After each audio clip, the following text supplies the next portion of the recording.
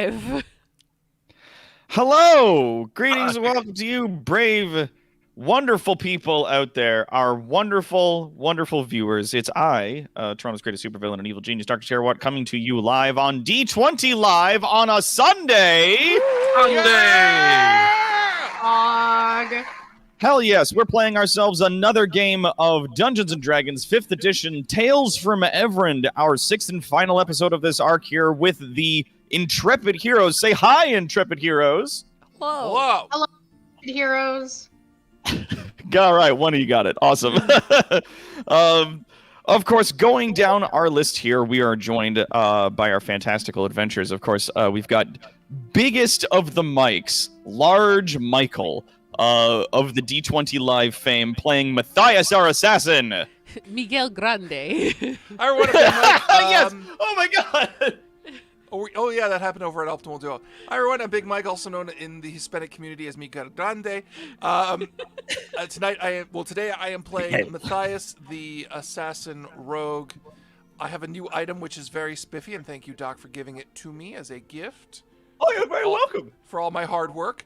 And all of my plans prior to this got shot down because they were too stupid. So apparently we're going to go with a safe one. It was a bad ideas kind of day. It was called Arcane. And that's okay. Arcane Blast on a rune. It's Sunday. Rune. It was a note. It was perfect. No. Okay, so Mike's plan was to use Exploding Rune, which has been used to try to assassinate the king and queen, again in an unrelated incident that would immediately have made us look incredibly guilty. No, the bad guys. It was to kill the bad guys. People exaggerate. Right. Anyway, so to fight someone who used terrorism and bombs, your result, your solution, nay, was to use male terrorism bombs. No, You don't bring because a knife terrorist to a acts are gunfight. meant to cause fear. This is to cause devastation. That's American. Nobody here is American. I think there's actually someone in our. More than a few Americans No, in the chat. I do no, apologize. like, I here, think there's a couple here. Americans in the. Oh, here. Moving on. All right, we've got Jordan Ledyard coming in and playing our half-elven paladin Silneros Rodin. Yes, I'm excited. I have out of the chest that we drew our new items from, I have been provided a magical sword that is handed out to the greatest of Helm's agents, or at least that's what I tell myself. It is known as Helm's Hand, and it is a magic longsword, and I'm super excited to use it on the Hell yeah. unfaithful and unjust, etc. I'm absolutely gonna get into these once we're done introductions. I'm 100% gonna go so this is some cool shit you find. And Yeah, please do. oh yeah, absolutely. And up next, of course, we've got Good Sam, bestest of Sams, Hello. playing Quinn the Vivacious, or half-elven bard. Yes, I am Sam, the production manager. Thank you very much. And I am playing Quinn the Vivacious, and I have probably the most tenacious of all items. Yes, you do. True. It's very true. And last but certainly not least, of course, we've got Nicole coming and playing Ariel Lightgiver, our Lightgiver? UNT. Bringer. Yeah. Lightbringer. I heard Like, Lightgiver. Well, it's I bring the light. it's written Lightgiver on your character sheet, or at least on Is the it one that you really? sent me. But that's fine. I think it's actually Lightbringer in your. Yeah, it is. Okay, so whatever, it happens. I'm sorry. That's That okay. was The my- backstory you sent me had a yours different was name, and that's where I was reading it from. I was a fool. Totally fair. How dare you Totally. assume we Ariel have Lightbringer, consistent are you naming. on Team Barbarian? Yes. Hello. Hi, so I'm going to be playing Ariel in the final game of the season today, and Ariel gets an item totally fit for a warrior such as herself. Now, when last we left our intrepid heroes, you guys were standing within the Church of Helm. You guys had just managed to fight off some of the cultists of the group that had been attacking the city. A whole bunch of just all hell has broken loose, quite literally on the streets. There's screaming and explosions and fire. There are demons apparently running loose outside. The head of this church, or at least this branch that you guys are standing in, Agent Samuel Calhoun, kicked a large chest in your direction and told you guys to suit up before heading out and dealing with this situation.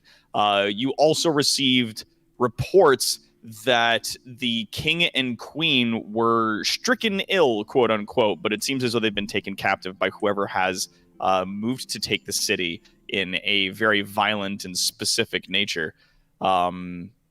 And so you find yourselves... also, just before you guys went through the trunk, you also spoke to the owl, the right-hand agent of Bodak the animal, the leader of the free folk who live in the woods, druidic people who live more in tune with nature. You gave her the message that if she wants, she may go back to Bodak and tell them that you guys agree to allow the free folk to aid in defending this town. To which she turned into an owl and vanished. So, you guys open up this trunk, rummaging through. You guys find yourselves some really awesome equipment. I am just going to go down this list here. Here we are. There it is. Oop. Church music. I got blinded. we Mike are. turned on a light. I'm gonna turn on the light behind you just so people don't see your back. Blah. So, do you want me to do that, babe? Yes, please. All right. I'll wait for Became Mike to very get back. bright. Hold on a sec, guys. We're getting some mood lighting going. To be fair, we have attack lights, so. Activate the attack lights. Hang on, hon. We gotta show them attack lights. That's red. Oh. See? Attack lights. Hell yes. For when you need to go red alert on your own stream. Yeah, you might need it. Hang on to those. We might need those for later. Or track a red alert. So rummaging through the trunk, first and foremost, opening it up, you, Ariel, find in it a belt of giant strength. This is a massive WWE style championship belt that when you click this bad boy on, it doesn't just cover your waist, it covers most of your stomach, and sets your strength to 21, giving you a +5 on your attacks and damage with regards to that stuff. So that is what you have found. Rodin, you find a magical sword that has been placed in there. It is marked specifically by the church. There's a lot of stuff that's in this trunk that's not of the church. It's from the. It's like the church has them, but it's not marked in any way as to being specifically something they've made or belongs to them. But the sword you find, when you pull it from its sheath, you see a glowing eye of Helm at the top of the sword. And then written down the blade in Elven is an old Elvish proverb that roughly translates into, the best shield is a sword. True.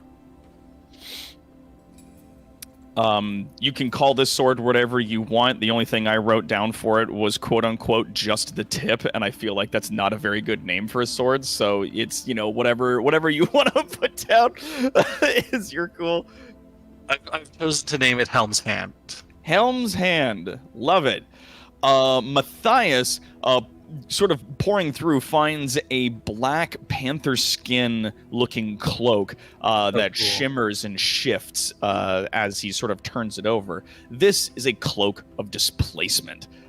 Placing this on, when activated by pulling it over his shoulders, it will cause his entire body to become blurred and distorted, making it appear as though he's standing in several places at once, near and around where he is, giving any creature that attempts to attack him disadvantage. Unless he takes damage, then the effect is disabled until it's activated again. I put on the cloak and then I take it off and then I look over at Samuel and I say, "Are you Santa Claus, man?" He gives you a big mustachioed smile as he's walking off to go prepare for whatever this mess is. And last but certainly not least, Merci, Quinn the Père Noël. Vivacious. Quinn the Vivacious, as she's digging through the trunk, finds a golden guitar pick. This is what we're affectionately referring to here as the Pick of Destiny. This pick, when you're holding it, will give you +2 to all of your bard spells. So +2 on their save DCs and +2 to hit. I do not need a microphone. A microphone. Basically, My voice is fucking powerful. Hell yeah.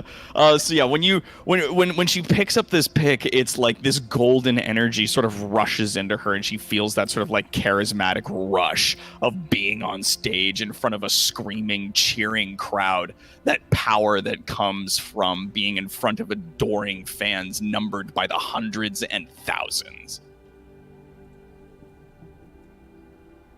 All right. So you guys are now in the church. You're geared up. Nice. You know that the streets outside are thick with demons and cultists.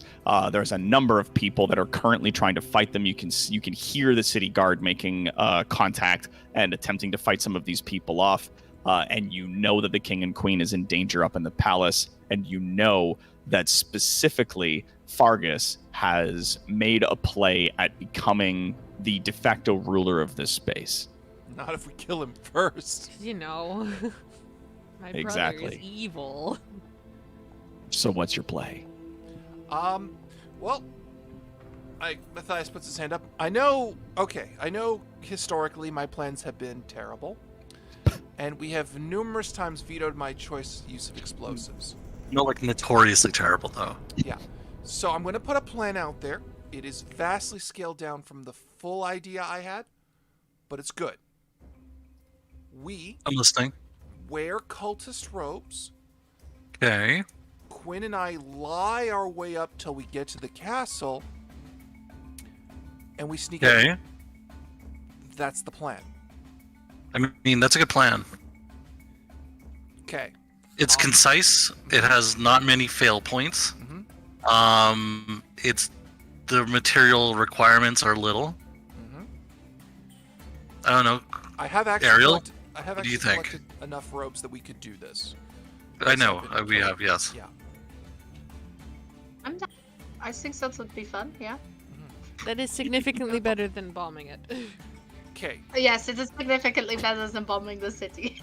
I'm not bombing the city. I am delivering strategic payloads to key points. The people here every time. It's like you all are allergic to explosives. No, it's just because they Yes. used explosives against us, and that would unfortunately become our MO. That's no, what hold on. makes it Mike. ironic.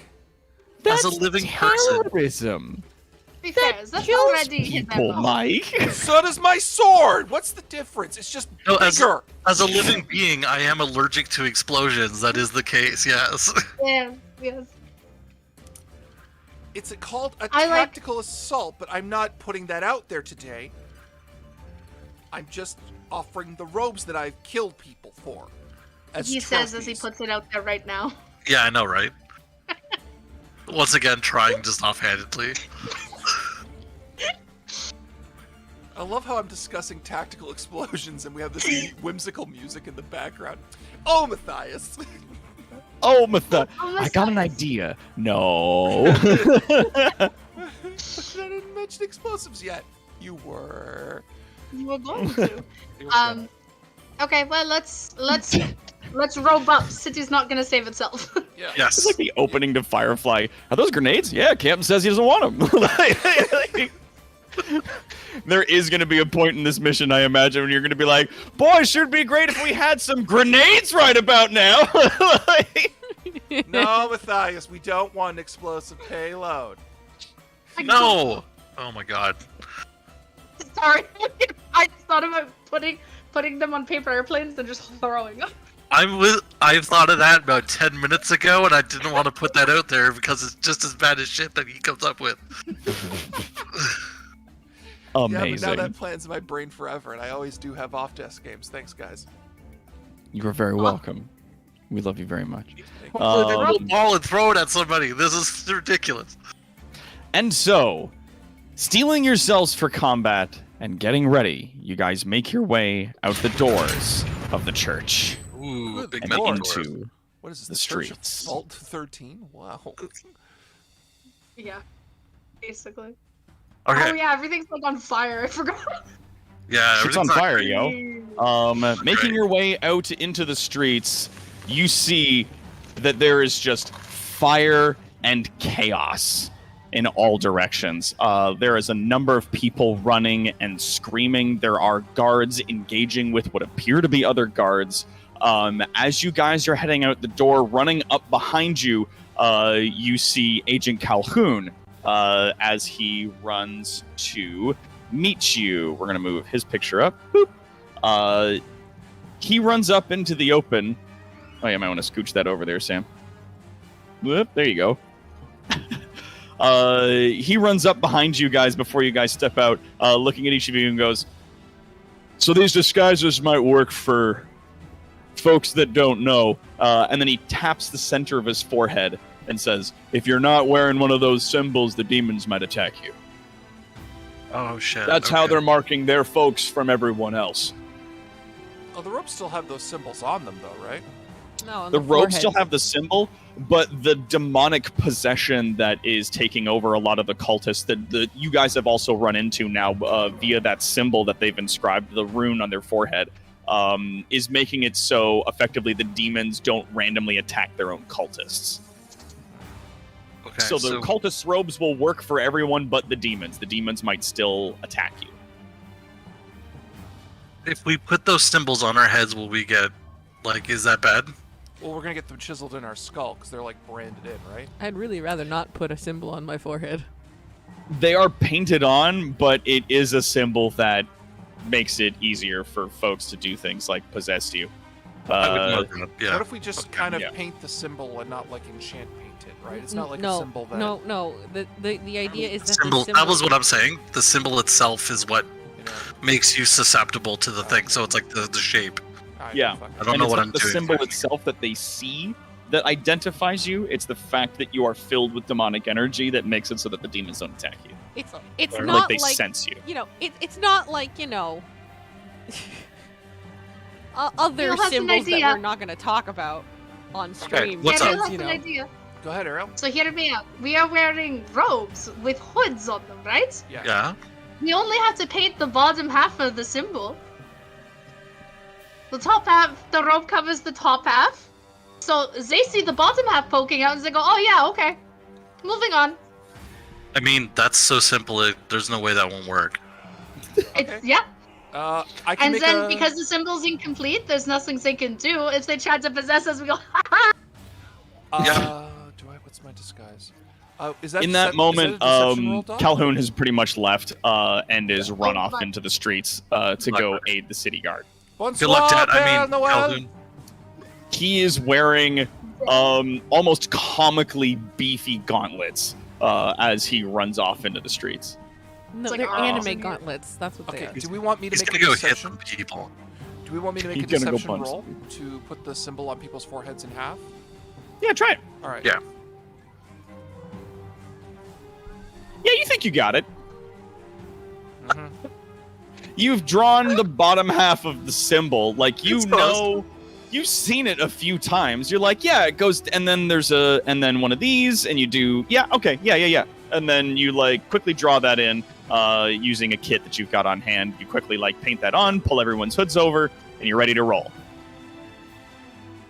Can we, Alright. like, fight a cultist to compare? Does a little contrast compare action? Does we find There's a one lot of people know? cultists engaging with people in the streets. You actually, you know what? Do me perception for anybody that wants to check this stuff out. Yeah, I want to just, like, just check it out real fast. Dang. Dang. Can't tell. It's too None busy. of us! Crazy. 210. You guys are looking out amidst the smoke and the chaos. You see a cultist like fighting one of the town guards, but he's dressed exactly like one of the town guards. The only distinguishing feature is the bright glowing rune on their forehead and the bright red eyes that are glowing out from under that person's helmet. As he screeches in a demonic tone, swinging his sword at the guard desperately trying to defend himself, and in that moment, you see fucking Calhoun go running past that guy and just like punch that guy into a wall and then run off. The guard's just like, thanks, boss, and then runs off in a different direction. And they all like chaos just continues to ensue. You didn't get a very good look at the symbol. But now's our chance. We can go find that guy and then go checking him out. I look over. Yeah, you want to go check him out? I look over at roll Roan, me investigation. All right. I'll do the invest. Wall-based. Wall-based. I got a 14. Looking at him, there's a lot of like he's pretty beat up. This guy. So you get like yeah. Looking at the symbol, and then looking at the one that you guys have drawn, like yeah. Okay, I look over to Matthias and I just kind of give like a thumbs up, and then we could have. So we run.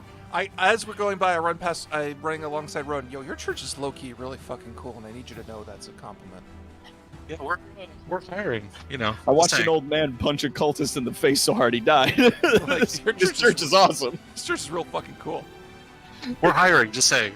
Do you guys hire ninjas? We hire agents. I mean. Yep.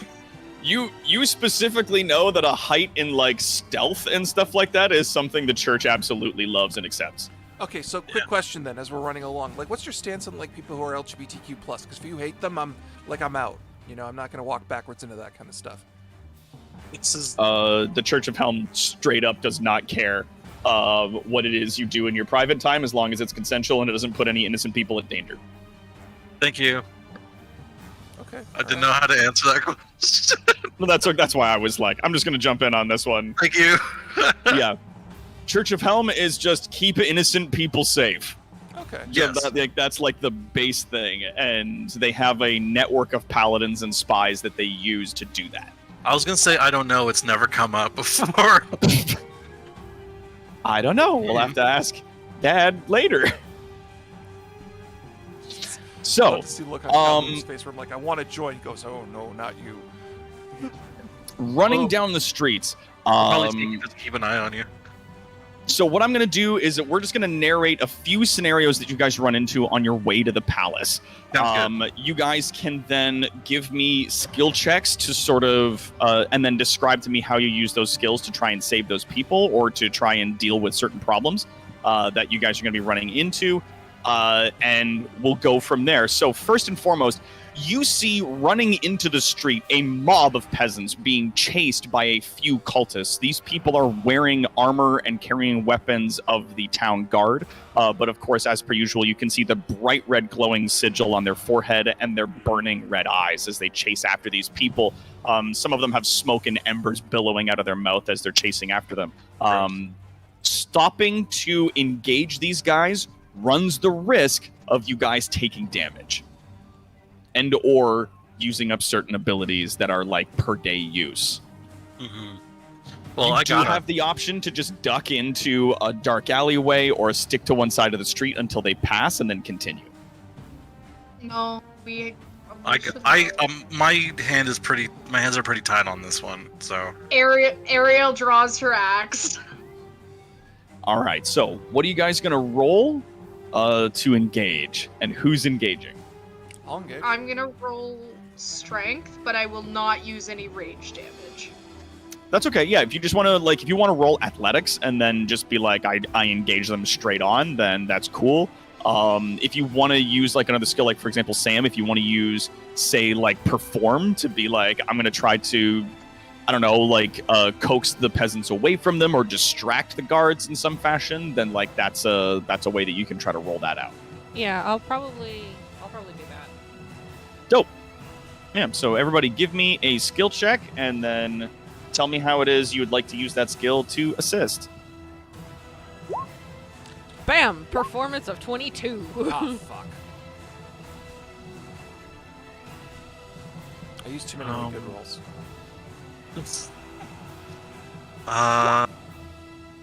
Ooh. Oh no, skill check. That's a save. Gotcha. So like gotcha. athletics if you want to do strength. Yeah, gotcha. Sorry. There That's we go. okay. I'll do religion. Boom. Hell yeah. Your God has come for you. And So then a giant you wanna use goes religion? Yeah, just fucking get at them with your holy power. Basically, so I want to kind of start. Well, I'll let Sam go first because she rolled first. Hell yeah. So Sam, how do you use performance to engage in this situation? All right. So basically, what I'm going to do is I'm going to use performance so that way the demons basically aren't going to be interested in the peasants. Hell yeah. So you're gonna try to use your performance to like draw their attention, draw their aggro to you away from the peasants. You step out into the middle of the street, raise the pickup into the air. Do you attempt a sick riff on an air guitar? I actually have a lyre and a lute. Do you attempt a sick riff on your lute? Yes. That's fucking awesome. You step out into the street. How are you getting that noise out of the lute? It's This is the pick of destiny. magic. Destiny. Yeah. Immediately, the demons turn, locking in with you guys. The two members of your party that deal with the brunt tanking melee immediately step out and engage these people. We've got a 22 from both Rodin and Ariel rushing out into the street. Rodin opening up hard with like just these big sweeping attacks and another series of devastating blows from our barbarian. Matthias, you were attempting stealth. What were you attempting to do? I was trying to be Batman by waiting for the stragglers to run in an alley and then just kind of descend from the darkness with my cloak out. Just like You get into fall on my face. position. Yeah. No. You get into position like you would duck into the darkness. You vanish from sight. You like climb up onto like a ledge, like a windowsill, and you get the cloak ready, and you're good, and nobody comes into the alleyway to trigger your attack. So this entire melee seems to take place while you're hiding, and you are the knight. So by the time the melee completes, you guys you guys have absolutely slammed this one with a 22 across 3 of your 4 party members. You guys did great. I'm going to say each of you, so Quinn, Ariel, and Rodin, you each take only 2 damage. Okay. I come out of the alley. Well, that's good too. How much did it take? Sorry. You each take 2 damage. Oh, okay. Oh, yep, we got... Let's go with that. I am no longer the answer to life, the universe, and everything. I love you. Me too. Hey, man. That's what's up. That's how it go. Yeah, well, our rogue's still fresh for the next interaction, so that's good. Hell yeah. He's just there with his head down. It's okay. It's okay. You can get the next one. Like, that would have been really cool if they'd gone down the alleyway. True. It would have been really cool. Don't make me feel better. I feel embarrassed. All right. Up next, as you guys continue to run through the streets, ducking one way and the other, some of the buildings that have caught fire have crumbled and fallen into the streets, forcing you guys to take a slightly longer route.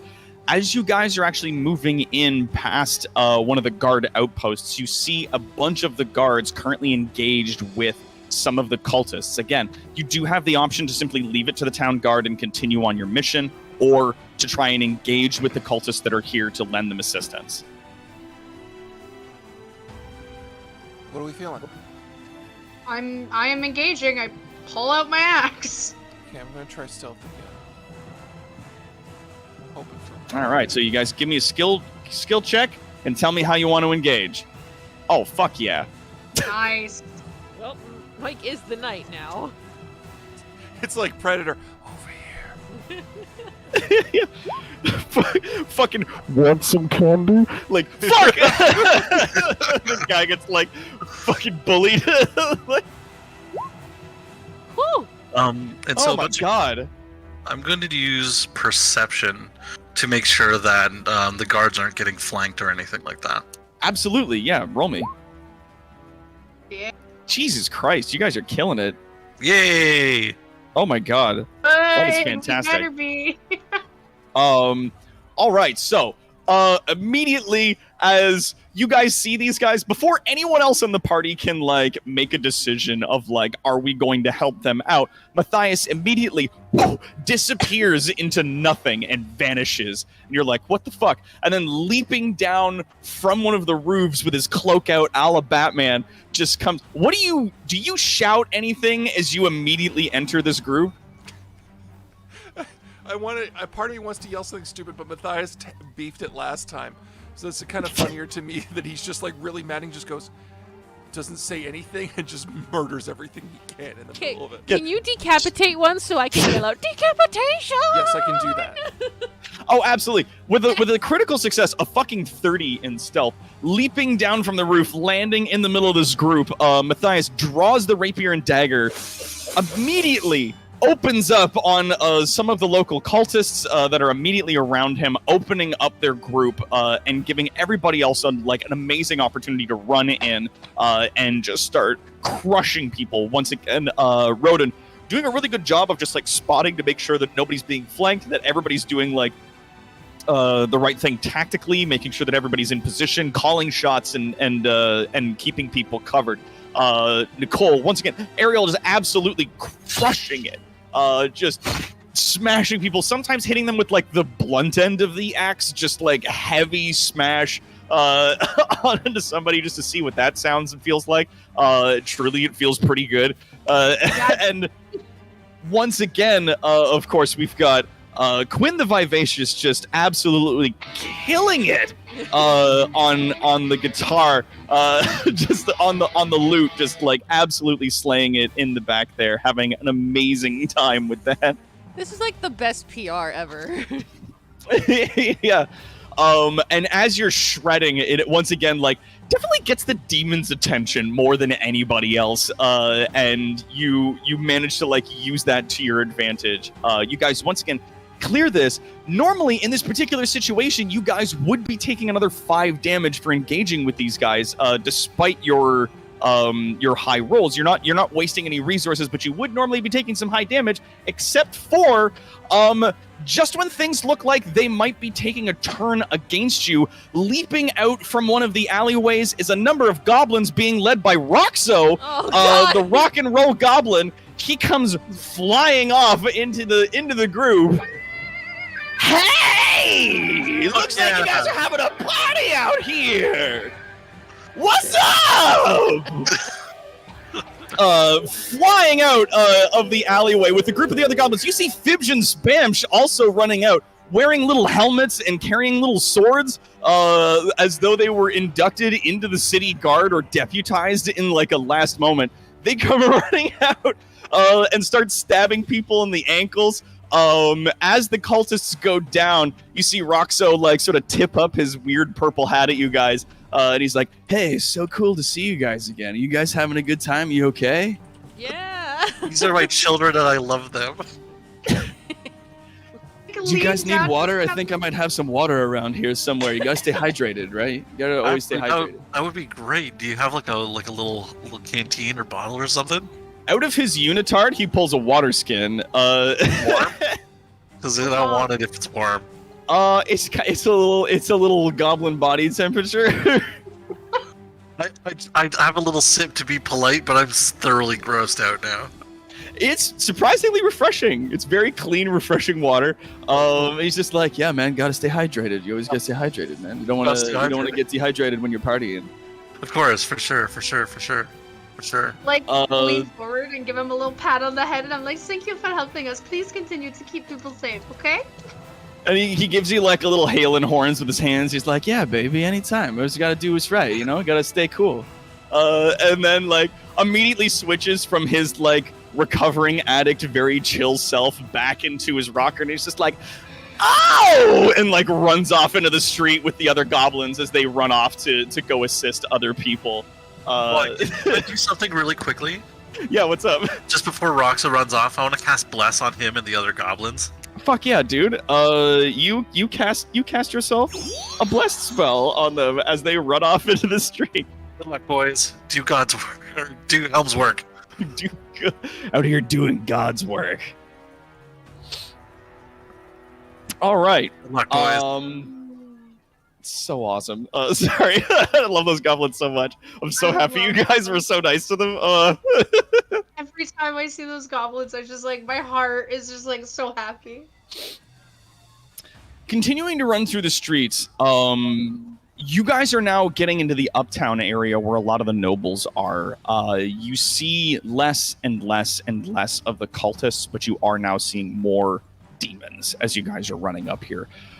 Full-blown demons. Some of these are imps, some of them are devils, some bone devils you've seen before, which are like amalgamations of other people sort of mushed together through infernal magic.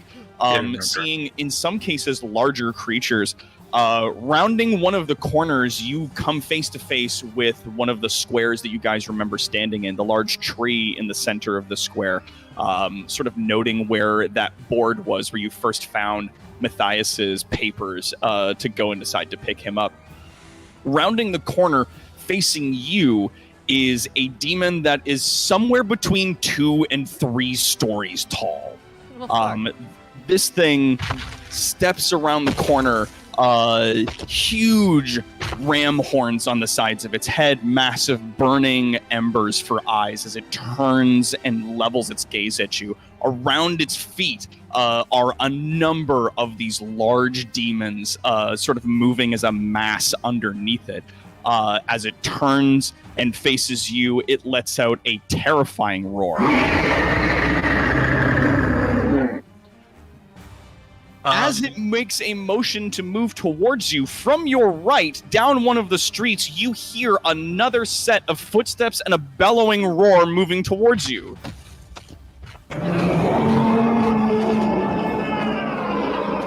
The 20-something foot tall bear druid, Bodak the animal, comes running up and lays a right haymaker into the jaw of this demon, pushing it into one of the buildings. It falls over, clearly still active. Behind Bodak, you see just an army of were-creatures and druids and trents coming up the street. Huge tree people moving and stepping as they go.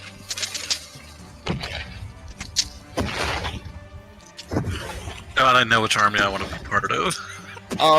Immediately the were-creatures are engaging with the demons. The Trent start engaging with some of the medium-sized creatures, and Bodak goes basically fisticuffs with this larger creature. He gets half a moment after he crosses this jaw of the demon as it's standing back up in the ruins of one of the structures. He has about half a second. He turns over his shoulder to you guys. Go! Run! We'll take this! Yes, and then immediately starts just trading shots with this massive demon, giving you guys a moment to duck into an alley and continue your way. Yeah, let's go. You might want to be a werebear. That's rad. I was about to go into friggin' like Attack on Titan theme song music for a second. That's a weird song. Quinn, where did you hear that one? Like the lute play. I think there is somewhere online that song being played on old school music. Wait. You guys managed to duck into one of the alleys and make your way away from the wealth of this melee, but there is still a handful of these demons which do make their way down to you. You guys run into about 2 of these medium-sized devils in an alleyway, blocking your path. You are forced to either engage or retreat and find a different path. What do you guys do? I'm all fucked up on combat stims. Let's do this. I draw my sword and I say a prayer to Helm and I fucking charge. Let's go. Absolutely. I have no business doing this, but let's rock and roll. All right. Let's go. Athletics, that's 21. Nice. Good God, you guys are killing it right now on the rolls. 23 religion, hell yes. I think we know what I'm bringing the power up. Word of God. We got 18 performance, awesome. For the power of Jesus. Aww. And an 11. That's okay. You're beefing it now, but you'll get you're saving your crits. You're saving your crits for the boss fight. That's all. That's fine. Rodin and Ariel immediately run in face first, taking these creatures on with a series of powerful strikes between the two of them. Yeah, man. Slamming into these creatures. Once again, we see Quinn the Vivacious just ripping it hard on the loot, just causing like a sick amount of distraction from the demons that are there. Matthias, you like dodge in between the two demons and like attempt to make an attack on their backside. One of them catches you with their tail as you're there. So everybody in the party takes 5 damage from this engagement as you guys just bulldoze through these demons. Matthias, you take 10 damage from this engagement. Oh, God. It's okay. We're almost there. Are we? 'Cause my organs Yes. are saying that they're almost there. We are almost there. Yeah, you guys are getting pretty far through this. We're trying. I'm just waiting for like Chad the barbarian orc to come out out of nowhere at some point. Ad is on his way, I'm sure of it. He could not have perished in a prison riot. No, he's That's too rad. powerful. He's too rad. He has to survive for his bros. They gotta get brewskis later. They gotta It's get really brewskis later. important. So you get to the front Brewskis gates and Bergs. of the palace. Standing guard on the front gates of the palace, you see 2 large devils and a number of cultists sort of standing in and around their midst. Each of them begins to draw weapons and attempt to engage you guys. Normally, this would be a very one-sided battle. You guys would be in pretty dire straits, but coming up from behind you, you see a bunch of familiar faces. Duncan! Garthus leading a bunch of half-orcs dressed in guard's armor, along with Thaddeus, who is now also wearing full guard gear with a tabard and everything, carrying his like boat oar with like gross metal attached to it. He comes running and they basically back you guys up. They form a wall behind you guys. Thaddeus raises his boat oar into the air. The sun may one day rise upon the righteous house party that is my lifelong pursuit of justice. God, But it is not this day! And all the other guys go, run! And they all run in to engage these guys in combat with you, giving you guys a massive bonus. I want each of you guys to, again, choose a skill and how you'd like to assist in this combat and roll with advantage. Hiya! Please, please, please. Absolutely. Oh, thank God. 24 stealth. 25 Hell yes. athletics. So knowing that Matthias was a little bit wounded, I'm in the last fight. I'm a little bit concerned, so I wanted to roll medicine. Oh, thank you. Nice. Okay. I want to like bind his wounds a little bit while we kind of catch a breather in the middle. Try to use that up a bit. Yeah. Sort of, yeah. Find my fused ribs. Oh yeah. Oh, God. All right. So It's like, thank you so much. There's so much. Ariel, running into that melee, you are a bit winded from the last few fights that you've been in so far, but you're still holding true. You still managed to back up, and it is such a singing, wonderful day to be... Wait, no, you're with advantage. So that's a 25.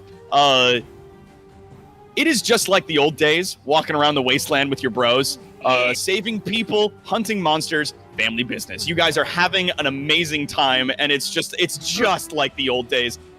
Just swinging axes and blunt objects into beasts. It's so fucking awesome. A performance of 17. Once again, you riff up on your loot with the Pick of Destiny. A bunch of the other half-orc bros are thrown into a kegger frenzy by your music and absolutely trash some of these demons and cultists that are with you guys. You give them like a tremendous boost. With a 24 in stealth, Matthias, you managed to like slip into the chaos and rage-fueled and music-fueled frenzy that's existing in this moment. Just managing to slide, slip, dive, duck, dip, dive, and dodge your way through all of these enemies, getting in some really steady, really slick shots. Okay. And last but certainly not least, Rodin, just fucking shoulder to shoulder with the guards, going in hard. You manage to assist them in like just laying down some of God's righteous fury on these guys, but really your focus has been in recovering HP. And because of this, I'm going to say, especially considering two of you were over 20, I'm going to say your focus on medicine is going to say that people don't lose HP on this. And Matthias, you gain back 5. Okay, cool. Thank you. But Thanks. to that, I'm going to say, Rodin, you do spend 8 of your lay on hands HP. Okay, that's fair. Yeah. Puts me at 27. After dispatching the demons and clearing the front door into the palace proper, Garthus and Thaddeus look at you guys and kind of give each of you a nod. Garthus specifically claps a hand on Matthias' shoulder. Hey, buddy, what's up? I gotta say, I'm pretty proud of you. Why? Well, and he looks over the city that's burning and filled with awful chaos and stuff, and he goes, nice to see you on the right side of things, I'd say. Yeah, we're going with that. I'm gonna go with it. You stay safe. Do the right thing. I can't make Be that good. promise. No, okay, no. And he like points at you. Make good decisions, Matthias. I'll see you on the other side. And he runs put my off into hands- the city. I put my hands back on his shoulders. I cannot promise that. But thank you for believing in me. Hannah's trying to have a moment with you. Just let it go. Yeah. As you say that, you like put hands on his shoulders and you're like, I can't promise you I'm gonna do the right thing. He just gives you like an easy smile and goes, sure you can. I'll trust you. That's enough. And he runs off.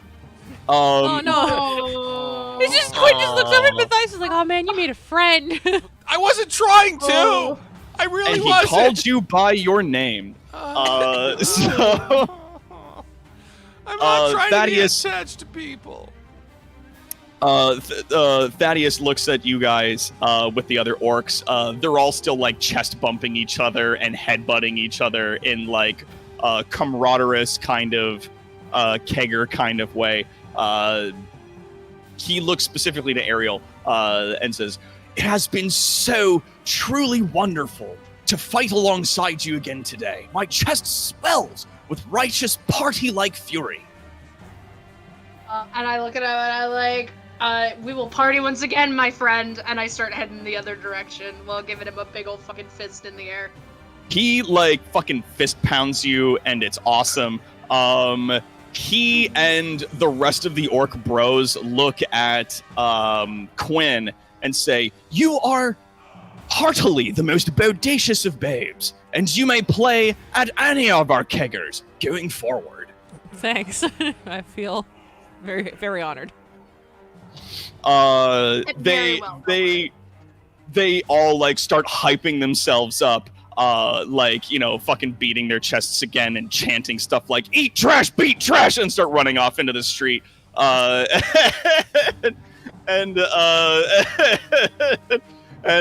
now they're off. So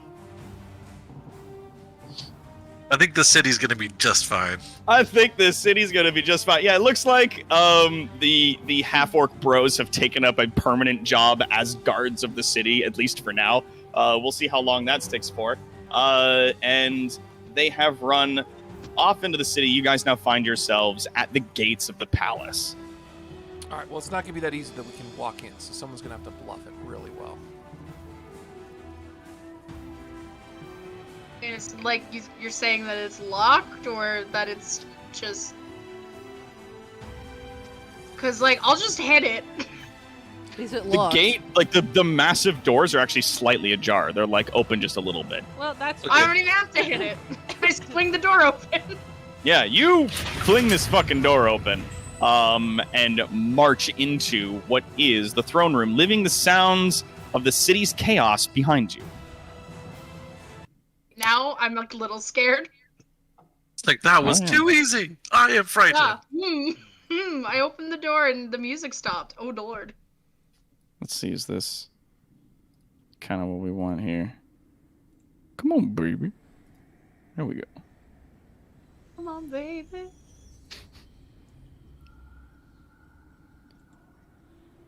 Actually, is this gonna be a better one? Come on. Yeah, that'll kind of work. We'll bump that up. Here we go. Music. So- Attention. You guys find yourselves now walking on the marble floor down a long and straight path into the throne room, a room that up until this point you have never been in within the kingdom. Is anyone else getting You a see- trap vibe? Standing in front of the two chairs, you see two figures. I know an arena when I see one. You see Oh. Fargus of House Copperway, and standing in front of him, having a conversation, you see Shiro. No. Of course.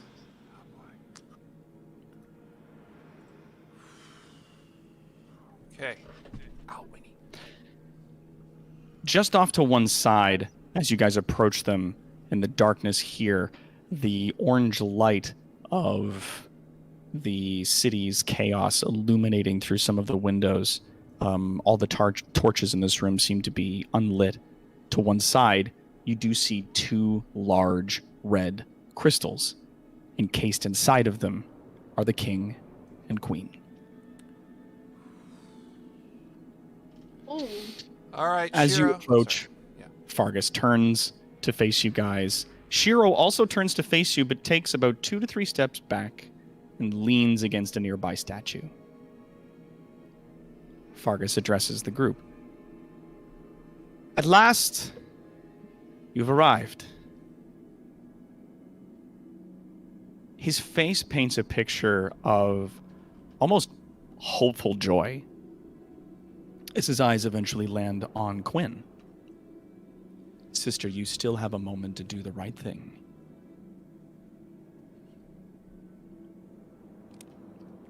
Your friends need not be killed. There need not be further bloodshed. This could be a smooth transition of power.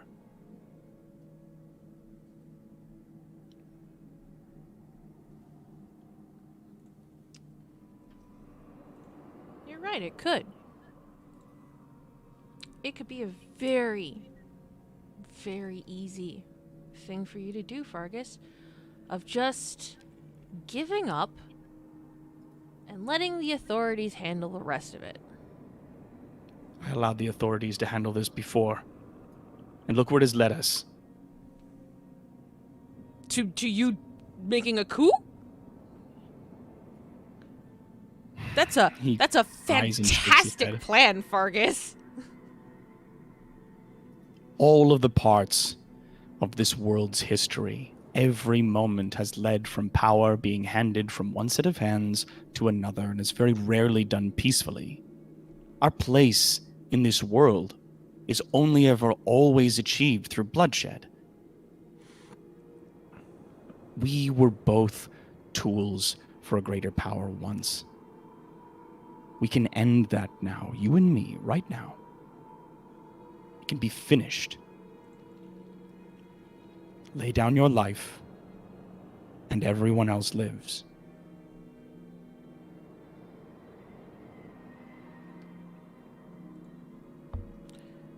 And why mine, Fargus? He raises his right hand and sort of turning his palm up, closing his hand almost all the way, sort of making a claw gesture with his fingers. You feel a tug on your blood. You are the child of this land's nobles and their nobles. You are a bastardized mixture of two people, the perfect concoction to open the gate. If it's not you, then it'll be them. And he looks over to the king and queen. Them and all the others that will need to be killed to open the way.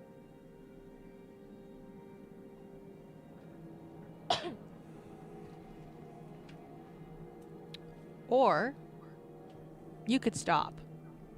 Like right now. Because it's really not too late, Fargus. You could really, really stop. And you could make a difference in this world. Because... I'm trying to make a difference. No, you're trying to make a dictatorship. That's what you're trying to do. You're trying to make it so that way the demons are going to be controlling everything.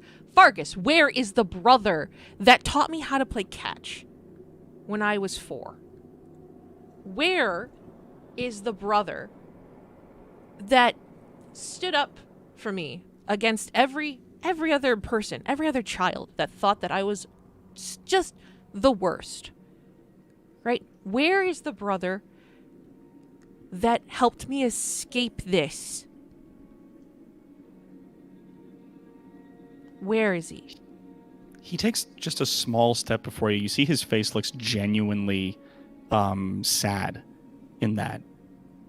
I am still that brother, but I cannot save everyone as just a man. I will not allow my limitations to hold me back any longer. Our land is in danger. A danger that I cannot explain or force every peasant to follow along with and get. It is the job, it is the responsibility of leaders to lead. Not to cow or coddle people, but to weed out the weak and build a nation of strong people. Yes, demons will be in charge, and we will control those demons. Our nation will be built upon a strength that none may challenge. I will ensure that no one will ever be bullied for being different ever again. You want to know what's another thing that you could do? You could go out there and watch those people dying right now. Indeed. You won't have anything to lead. You will have a big ball of meat in the streets. There will be a throne. I will be allowed to save these people. But look around you, Quinn. Our world is dying. I cannot have limits. Please. And he reaches his hand out to you again. Let us put an end to this. Cool. I'm gonna cast Compulsion. Ooh. Creature of your choice you can see within range that can hear you must make a wisdom saving throw. Target automatically succeeds on this saving throw if it can't be charmed. On a failed save, a target is affected by the spell. Until the spell ends, you can use a bonus action on each of your turns to designate a direction that is horizontal to you. Each affected target must use as much of its movement as possible to move in that direction on its next turn. So you want to compulse him to move. Yes. You want to Which compulse him to jump direction out the window? do you want him to move in? It might just have to be out the window. Classy. So what does this look What a like way. when Quinn the Vivacious when she casts compulsion? What does this look like? Holding my pick of destiny. I'm gonna go. This is she's holding the pick in one hand. She goes, cool. Snaps. And the golden energy that I have felt this entire time wraps around me and shoots directly at Fargus. Ooh. And you want to try to knock him backwards out one of the palace windows. Essentially, yes. That's amazing. This energy launches out of you, just slamming into him. We can do better than that. What do we got here? Fucking... There we go. Yeah. This energy blasts into his core, and he, not even making steps, starts his boots start sliding backwards across the floor towards the window. Shiro all this time is just standing there with his hands folded, leaning against the statue, just watching this kind of happen. Can I As talk to my brother? Fargus is... What's that? Can I talk to my brother? Just a quick line. In a hot second, yes. Sure. As Fargus is sliding backwards, you see, as he's moving, His feet start to grit into the ground more and more. You see a little bit of smoke almost coming out of his heels as the friction of him against the ground starts to heat his boots, until you see the marble under his feet start to crack and eventually buckle and break under what appears to be a bunch of weight that he possesses. He seems to gain in mass, the effect pushing him back pretty much to the center of the area in front of the thrones, to that space there. He sighs, looks to Quinn, shakes his head a little bit, I see. and says, "That is such a pity. Truly, I would have preferred if your friends had lived." He then begins to transform. There is the sound of tearing flesh and rending sounds as he transforms into a large green-skinned person with wings and horns. And from there, we're gonna move over into this area, and we're gonna bring up the whole combat meter. Okay. Yeah. Time to fit fight. Fucking go. That's a cool. Let's fucking go! That's gorgeous. So you guys can set yourselves up. I'm gonna say about here. Here, I'll drag you guys onto the thing. Remember, when you are rolling for initiative, sorry, 1 second. I put you on the wrong layer. When you are rolling for initiative, remember to click on your token before rolling. Sorry. There we go. We'll put you maybe like so. You guys can order yourselves around however you'd like. And then, select your token and then roll initiative. I will change your initiative to 20, Mike. Thank you. Because that was your first roll, and that's okay. 13, 14. Dope.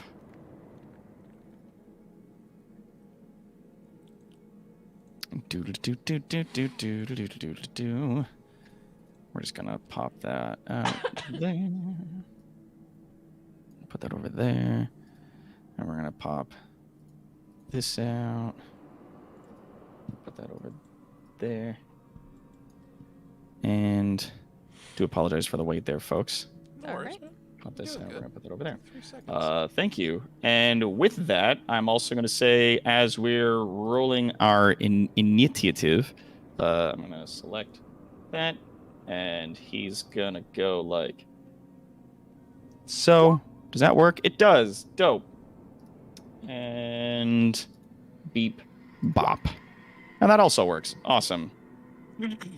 And then we're going to put everybody in descending order. I'm going to give you guys a half a second to order yourselves on the map where you guys would like yourselves to stand and to talk amongst yourselves, because I very badly need to go to the bathroom. I drank so much caffeine today to get myself pepped up for this. Truly so much caffeine. So, You moved yourself quick 2 second off, so- pause. I apologize. I did. Zip. Yes. I thought I was hiding behind a statue. That the statue's down below. Damn. We're on stairs. Damn this everything. Damn this Okay. everything. Okay. Okay. Maybe you just rolled so good you just jump behind it. You're like, yeet, You jumped on the statue. I'll put on myself top right, of it. right there on the dais so I can be like hiding around it. What are we Perfect. thinking strategy wise? Yeah. I'm nervous about Shiro jumping in and like messing with us. Do you want me do you to wanna- deal with him? Or Do you talk? want to tangle with Shiro? I can tangle with Shiro, no problem, but you're gonna lose me for the combat because he and I are gonna be talking for the most part. Fine, everyone else just stays close to me. All right. Yeah, I gotta go for this demon. That's kind of my bread and butter at this point, right? My brother is gonna be out for my blood, so he's gonna be aiming for me. So it would be best if I didn't deal with other things. Okay. Because Yeah. I can delay Shiro, but it's gonna be a lot of us talking and doing like insane heavy level roleplay shit. Yeah, I In don't know between what. swings? Absolutely. I don't know if he's gonna stick around if things start going south for Vargas. It depends on how the conversation goes. Yeah, that's the thing. Like, I don't know what his motivations here are. I feel like they're probably bigger than what's in this room at the moment. They probably are bigger than what's in the room. It really, however, depends on his mood and how I talk to him. Mm-hmm.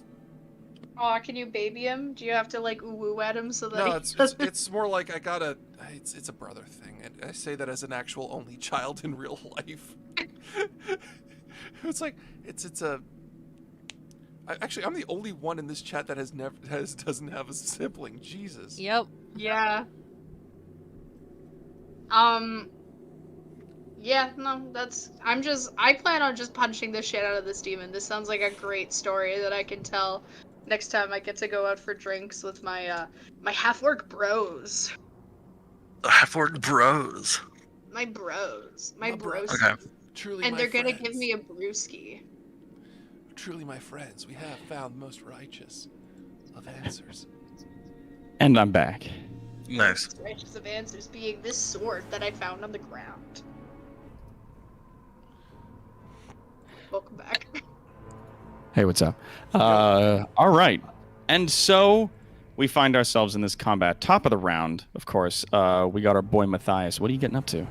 I'm gonna go talk to my brother, sort of. All right. I walk up to him and say, "Hey, Shiro, how's it going?" 30. What position do you move to? Like, you can go here with one thing of movement. Yeah, like I'm casually walking up to him, going, "Hey, Shiro, how's it going?" So, huge demon appears, and you're just like, nah, and then you walk towards your brother like, hey, what's up? Well, you weren't here when the group was like, "You need to tie up Shiro." I'm like, the only way I can tie him up is if I actually just talk to him normally. Yeah, no. He do me I'm gonna say insight.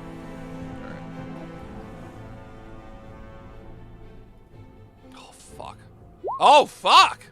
Yeah. Whoa! So 18. Yeah, Close. as you approach him, he's still like leaning against the statue with his arms folded. He clocks you as you are walking towards him. And he just nods to you. You ask him how he's doing. He's like, "Oh, I'm doing quite well. It's very lovely weather, wouldn't you agree?" I mean, apart from the carbon increase, you know. Who do you think's gonna win? Smoke inhalation can be bad for the health. If we don't have our health, then what do we have? He Yeah. lets out a small chuckle. Systemic rate issues brought on by our childhood. Only issues if they hold us back. Sure, yeah, cling to that. Hey, Shiro. I'm gonna say something I don't think I was ever gonna say to you. I want to say thank you for what you did for me in the prison. From what I've done for you in the prison. Yeah, Which thing? the conversation we had. I actually really want to thank you. Oh? Yeah, it helped me kind of put things where they needed to be in my head. And yeah, I wanted to thank you. Really, no bullshit, no sarcasm. It helped. I don't think it helped the way you wanted it to, but it did. He smiles and gives you a nod, and he says, "Well, then you are very welcome for the assistance. We'll see how it's helped you before the day is done." And to that, we're going to say that's enough conversation for Sure. a turn. It is the demon's turn. You are closest to it because you walked over there. Yeah, that's My man. I should have rolled stealth when I was doing that, shouldn't I have? It's possible that you could have rolled stealth or something to perhaps make an attempt at not being seen by it, but we're in it That was now. my bad. Because the thing was, I wanted to approach Shiro like I wasn't attacking him. Mm-hmm. So if I stealthed, he might have gone aggro, and I didn't want to pull that. Granted, I Yeah, pulled this. you were definitely playing the like I'm just walking up to you kind of move, like very casual.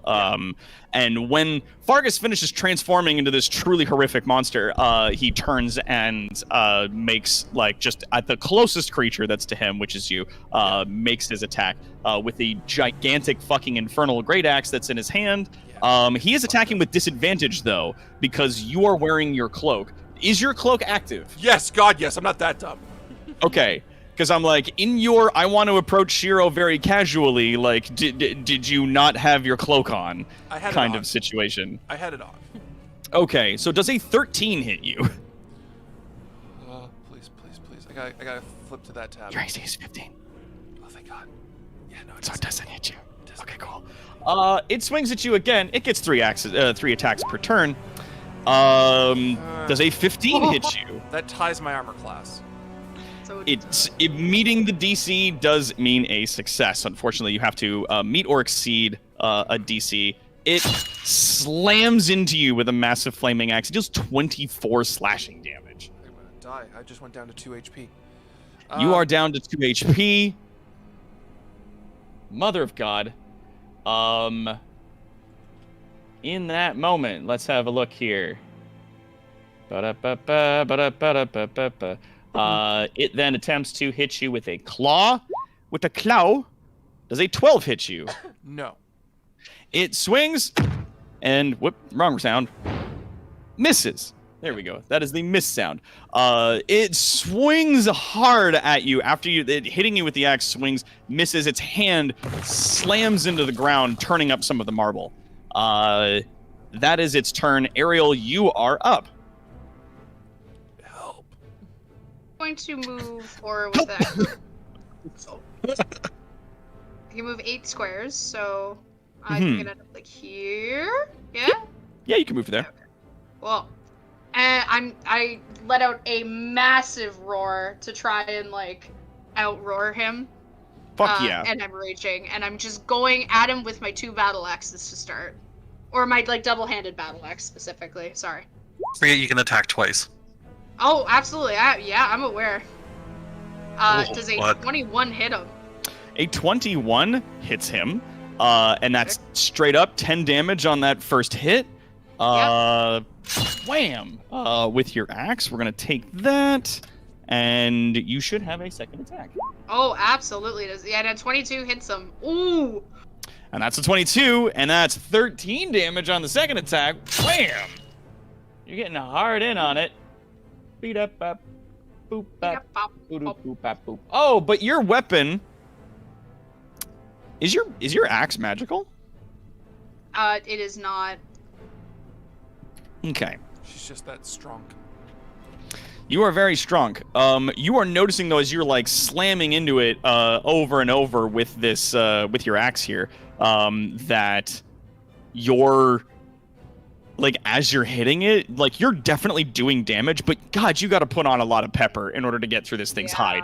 That it's got a lot of HP, and it appears to be resistant to your weapon. Quinn, you are up. Shiro, you are on deck, and then it's Roden. Okay. So, Matthias being at 2 puts me very, very uncomfortable. Yeah. So, I'm... but the problem is, touch AC. So, but he's so big, if I... The way that attacks of opportunity works is it's only if you leave his attack range. Right. So if you enter to get up to where Matthias is, he doesn't get an attack of opportunity on you, but you are within range. If you, however, move through the spaces just outside of it to, say, this spot, you might be able to reach Matthias without engaging it or without getting into its attack range. Let's see. 5, 10, 15... 20, 25, 30. That would leave you 1 space short. If you move, your full movement might leave you a space short. In order to stay out of its attack range.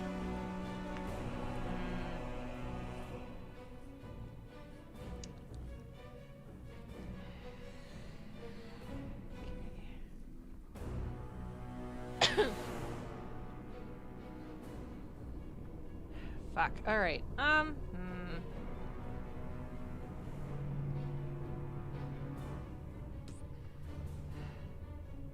Because it is definitely touch, unfortunately. I had to double check.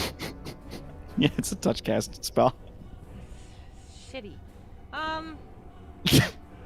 Roden, do you still have, like, or no, because, he's already gone. I can get myself out of here. No, Rodin hasn't gone, so. Roten hasn't gone yet. No, the big guy. I can Yeah. get myself out of here. I know, but like, hang on. Okay.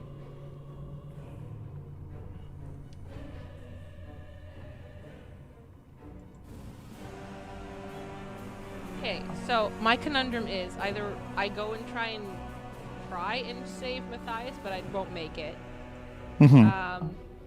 The other thing I could do is I could try and do something to Fargus in giant demon form. The only two things I could think of are Major Image, which will basically make... I can make an illusion of something that's huge. Or I cast Dispel Magic to try and dispel his transformation. And that will probably not work, considering the fact that I can only cast it at 3rd level, and he's probably got something higher. Yeah.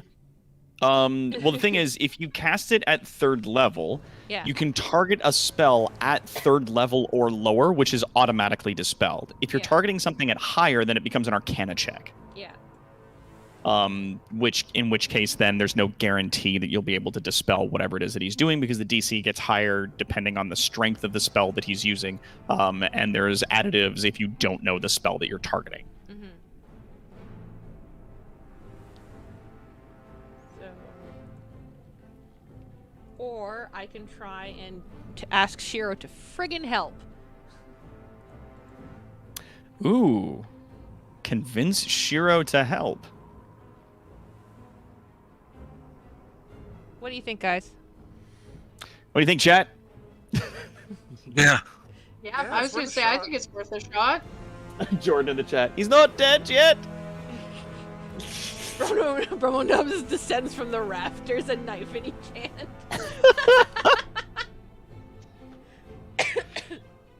Shut up. All right. He's like, you know, in my previous job, I was an adventurer. I used to be a bandit king. Did you know? Okay. I will use my Bardic Inspiration because that's a bonus action, correct? Smart. That's a good move. Yeah. So I shall use my bonus Bardic Inspiration on Matthias, I'm guessing, because he's the lowest HP. Dope. And I will look at Shiro at this point, and I go, "Do you really want my brother to kill your brother? I think that's a little counterintuitive to what you want, sir." Technically, I'm adopted. I'll use my persuasion. We're gonna put that symbol on you there because you get the Bardic Inspiration. All right, so I'm gonna say make a persuasion check. 19. 19. That's a good persuasion check. You yell out, "Do you really want my brother to kill your brother?" And he, looking back, sort of like between the demon, at you across the room, puts his hands up and shrugs and says, "If that's what happens." Shiro, full-blooded, man. Yep. Jerk. Shiro has thus far been a man of the strong survive and the weak die. And Yeah. he 100% follows that. It doesn't matter who it is who's at the end of the sword. It's, weak people die and strong people eat them. Oh. You almost had him, though. That was a 19. Like, Ugh. A piece of I'm gonna shit. say that's a free action, making that attempt. You still have your action and your move. Okay.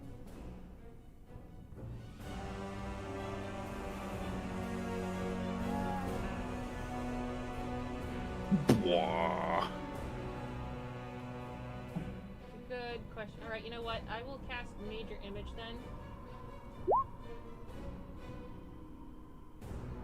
then. Got the description up there, so that way hopefully I can get something of equal size. So that way that will help damage him against, hopefully, or at least he'll attack that thing as opposed to my party members. All right. So you still want to cast Major Image. Yes. Image of an object or creature or some other visible phenomenon that is no larger than a 20-foot cube. The image appears at a spot you can see within range and lasts for the duration. What do you create? Sounds, smells, temperatures, everything. This thing is very believable. His mom. What do you make? His mom? Yeah. A giant version of his mom? It's very Evangelion. That's really Evangelion. Yeah, that's incredibly Evangelion. An image of the beast, the werebear guy. Oh yeah, I could do one of Bodak. Oh yeah. Like the animal, because he's a big dude, so it'd be more believable. That'll help. Yeah, let's do that. Let's see. Because I just I saw got him, so pictures he'd of him be somewhere. fresh in my mind. True. Let's have ourselves a look here. Where'd I put him? Here he is. Okay, so you let off this spell, and appearing in the space behind them is Bodak the animal. He immediately shows up and lets out a bellowing roar. So cool every time. Thank you. Give me a performance roll. Add +2 from your pick. Ugh. So that'd be 12. 12? All right. Well, let's see if Fargus beefs it. He does. Beefed it! So he gets a 9. Wow. So that thing shows he immediately like looks over his shoulder at this like massive bear monster creature and squares up to fight that thing. Nice.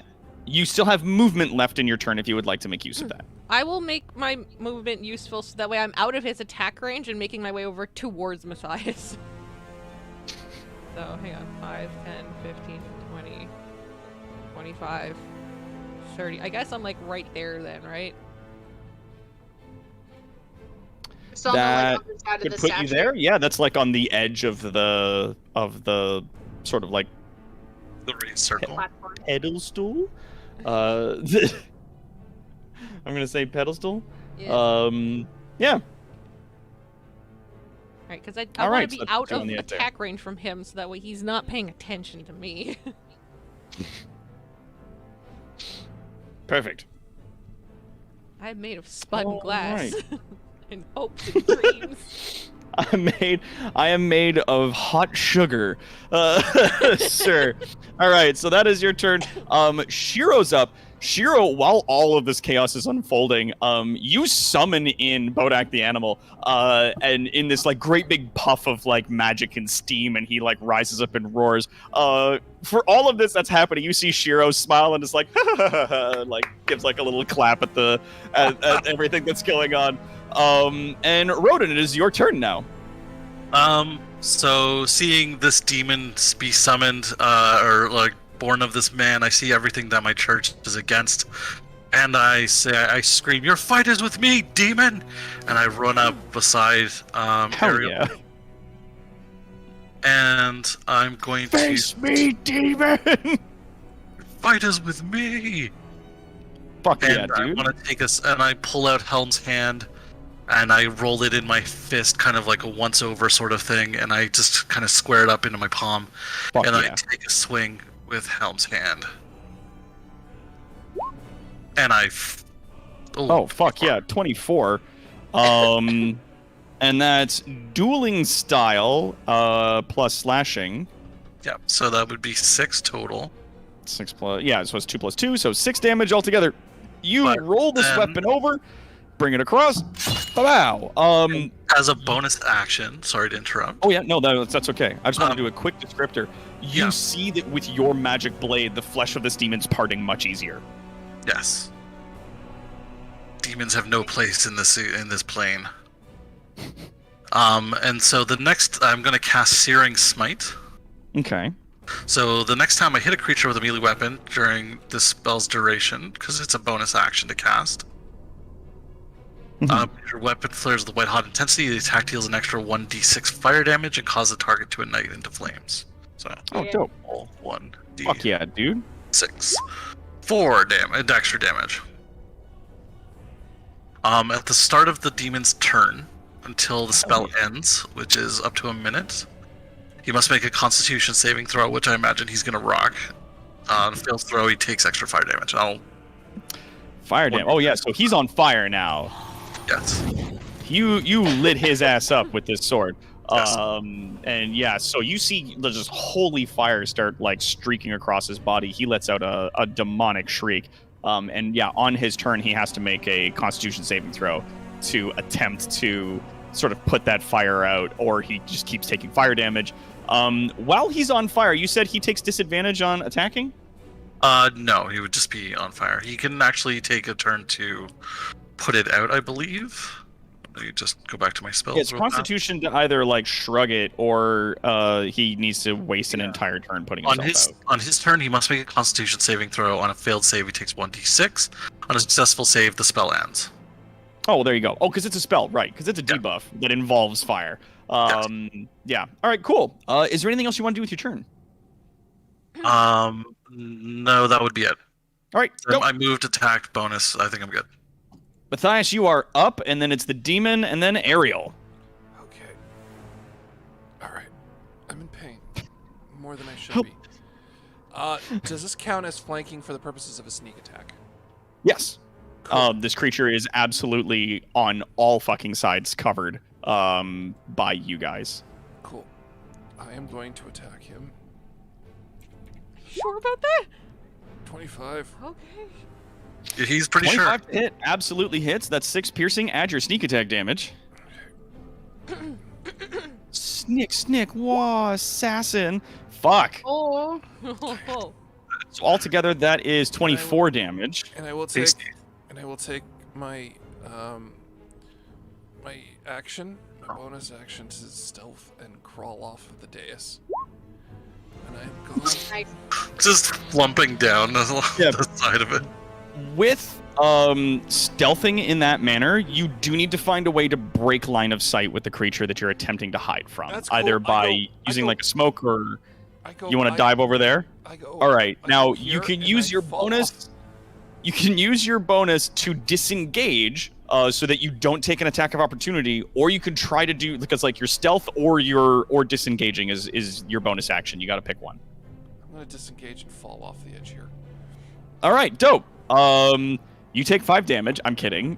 This You land on your head. falls off the dais, falls unconscious. No, you like hop down from there. It's about like 5 to 8 feet down, and you disappear from sight in that moment. So you are now down over the edge. It is the demon's turn. Vargas Copperway, he begins with a great axe swing at our UNT friend. Does a 23 hit you? Yeah, it does. All right, he does 16 slashing, but that is cut in half by your rage. Yep, so he takes 8. Take 8 damage. He makes another swing at you with the same axe. A 28. 15, that's cut in half to... The higher one, so it's rounded down. Oh, it's rounded down, so it's 7? Yeah, we'll just say 7. Yep. So yeah, he does that, and then, so 8 damage and then 7 damage. Make sure to mark that on your character. Oh, yeah. There we go. And yeah, then he turns and makes a claw strike at Rodin with a 12. No, that does not hit. His massive claw swings over, glances off your shield. You thankfully managed to do this. As you can see, his claws like burn with this like sizzling ooze as he makes that attack at you. Ariel, you are up. Quinn, you are on deck. Just for accuracy, I don't have a shield, but Oh, you don't? We'll say I parried it with my Yeah, sword. we'll say you parried. There's like a clang. Clang. Got it. Cool. Yeah. Do you think that I could see the gash that Rodin made? And He also could I try to hit in that? Oh, like the So like when I attacked, you said that like I can tell that like because I'm not using a magical weapon, I'm having a more difficult time because there's already been like a breakthrough of like the the outer core of this being. Could I go and try to hit that? Yeah. If you want, go for it. I'm gonna say, like, if you want to try to go for a wound like that, that's going to impose like that's going to give him some extra AC because you're attacking for a wound. That's fair. But yeah, if you want to make an attack on that, you are still rolling with advantage because you're raging and you have your friend standing right next to you. So you are doing pretty well for that. So that's definitely what I'm going to try for the first one, and if it really doesn't work out, I will just swing it back around and try to hit him, just in general. Hell yeah. Okay, so let's start with that. There's a 25. Right. So, that. it absolutely hits. Yeah, even with the increase to the 8, like, Jesus Christ. Yeah, so 25, you slam into one of its open wounds with your axe. This is so awful. That's 10 damage you're doing while raging there. And then I see that it works, and I'm going to try it one more time. Get it. Ooh. I do not get it. Yeah, Damn, look at that damage, though. You fucking slam into its wound, and it's like, ah! And then you go to swing at it again, and it, like, parries off your attack with its axe. It's like, stop that! Yeah. It's like, no! It really hurt, damn it! Stop poking my wound! You son of a bitch. That's the end of Ariel's turn for now. Alright, Quinn, you are up. Okay, I saw that Matthias dove off the fucking dais. Yeah, you can see him from where you're standing at the edge of this, like, large platform. You can see him down there. Cool. Dope. Alright, I'm... Raise my hand and you can just high five me. I was about to say, it's like, high five? High High five? Want a little high five there, buddy? You doing okay? No. Hang in there, champ. No, I'm not. Hang in there. Okay, level 2, level 3, what do you think? Level 2, save your stuff for stuff. I shouldn't be getting hit this much, period. Hiya! That's an 8. I can work with that. Hiya! That's a cure light wounds. Okay. That's a good cure light wounds. Oh, that's a good cure light wounds. Okay, Ooh. I'm up to 10 hit How you points. I can beating work that with AP? this. Hell yeah.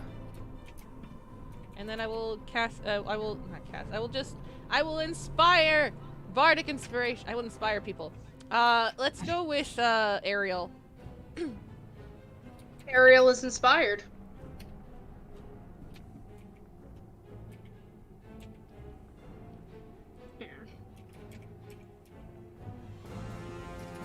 And, I'm just trying to read through the rest of the major image stuff. I don't know if it can actually attack, if they believe it really attacks. No, like, you Really? can't do damage with it. Yeah. But you can still, like... Be You can scary. still engage with it, in a sense. If that makes sense. Yeah. Basically, I'm trying to make it look like it's getting in the way. How about that? Where it's just like, haha, I'm gigantic man meat shield.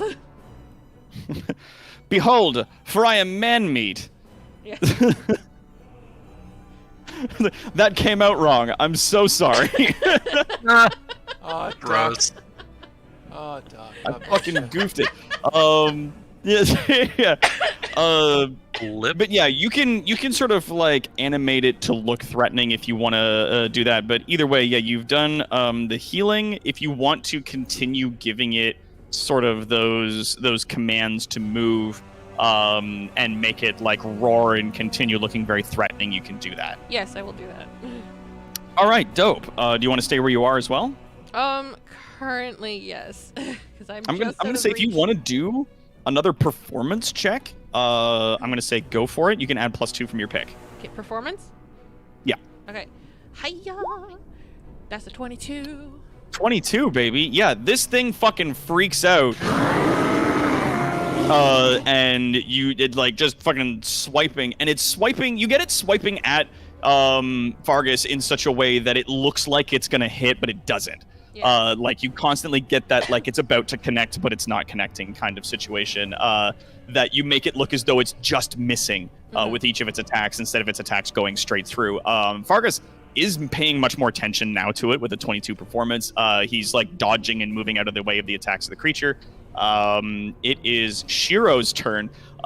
Shiro continues to lean against the statue and watch things unfold. Rodin, it is your go. Okay. On the demon's last turn, did you roll the concentration or the constitution? Oh fuck, right. Constitution, that's my bad. Does a 19 make it? I believe so. Yes. It's your spell save DC? Yes. Beans. All right, so he's out. That's okay. So it's not on fire anymore. He's not on fire anymore. So what I'm gonna do Look is more of the same. I'm gonna roll to hit. I realized I only rolled to attack the one time last turn. You can get 2 attacks in this time. I get 2 in this time, so I'm gonna roll. 18. Does an 18 hit? An 18 hits. Perfect. I'm going to Bringing in that sword. Ba-pow! Wow.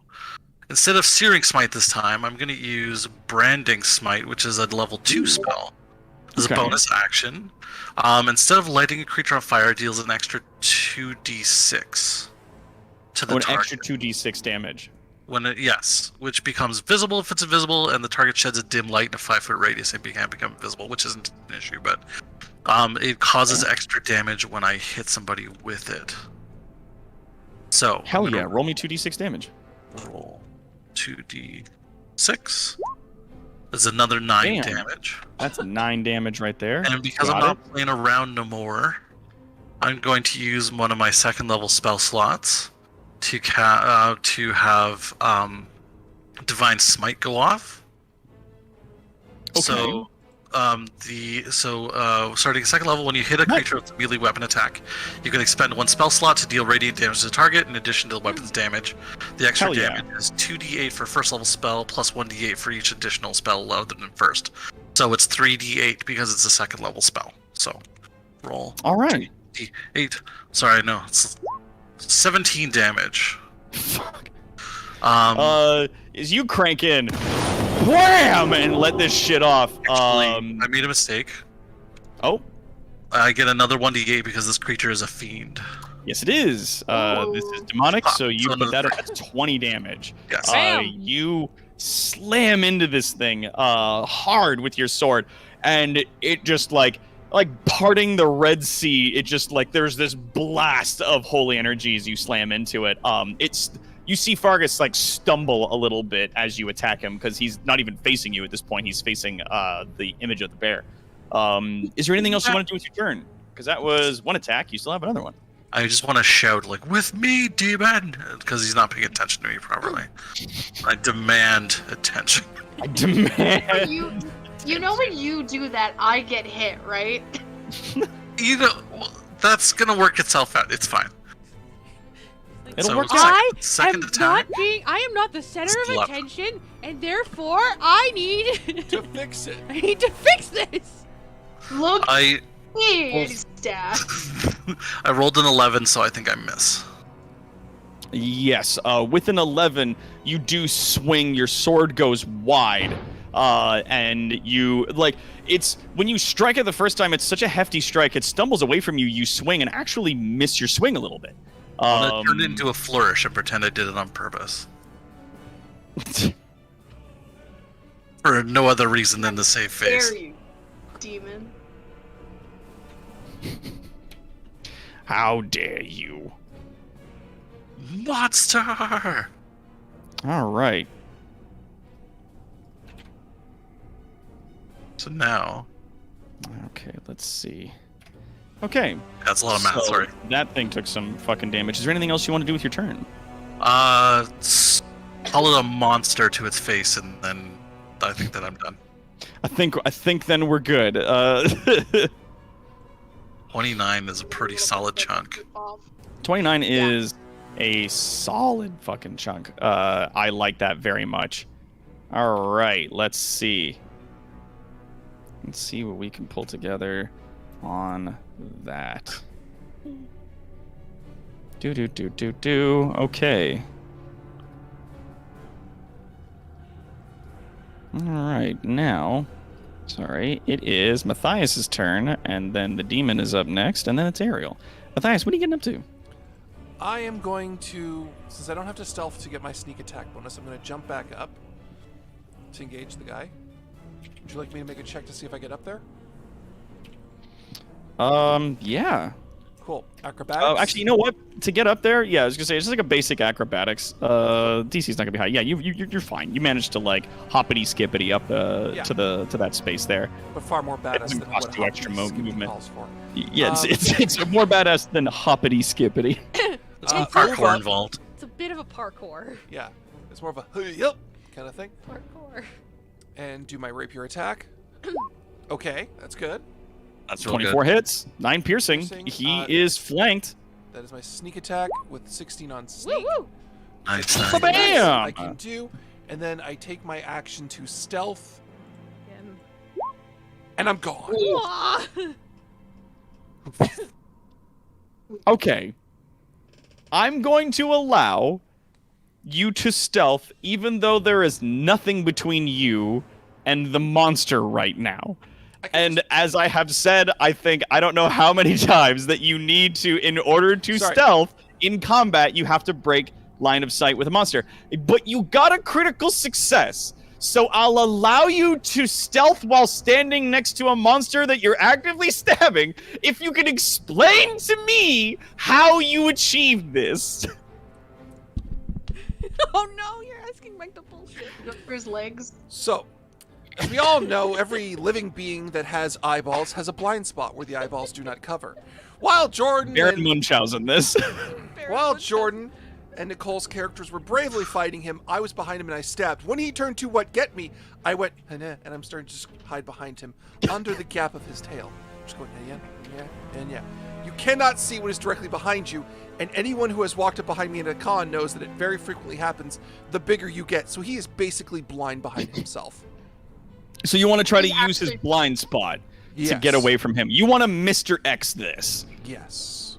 I mean, that's reasonable. It sounds reasonable to me. Honestly, that's how Dark Souls works. Like, you What do you just gotta think, go chat? on their ass and swing. What do you think, chat? Should we allow it? We got it. It works. One, it works from to Pulsar. Please, chat. You Come on, hang. chat. My life hangs on your balance, and Doc is kind of pissed that I keep trying to pull Yes, this off. sure. Sure. Sheldon is like putting Okay, his head in his yes, hands. sure. Sheldon is putting his head in his hands. Miguel Grande's life is in your hands. Like it. I'm up for it. I mean, if it works in Dark Souls, According right? to Dark Souls, yes. If it works in Dark Souls, it has to work here. That's how Dark Souls works.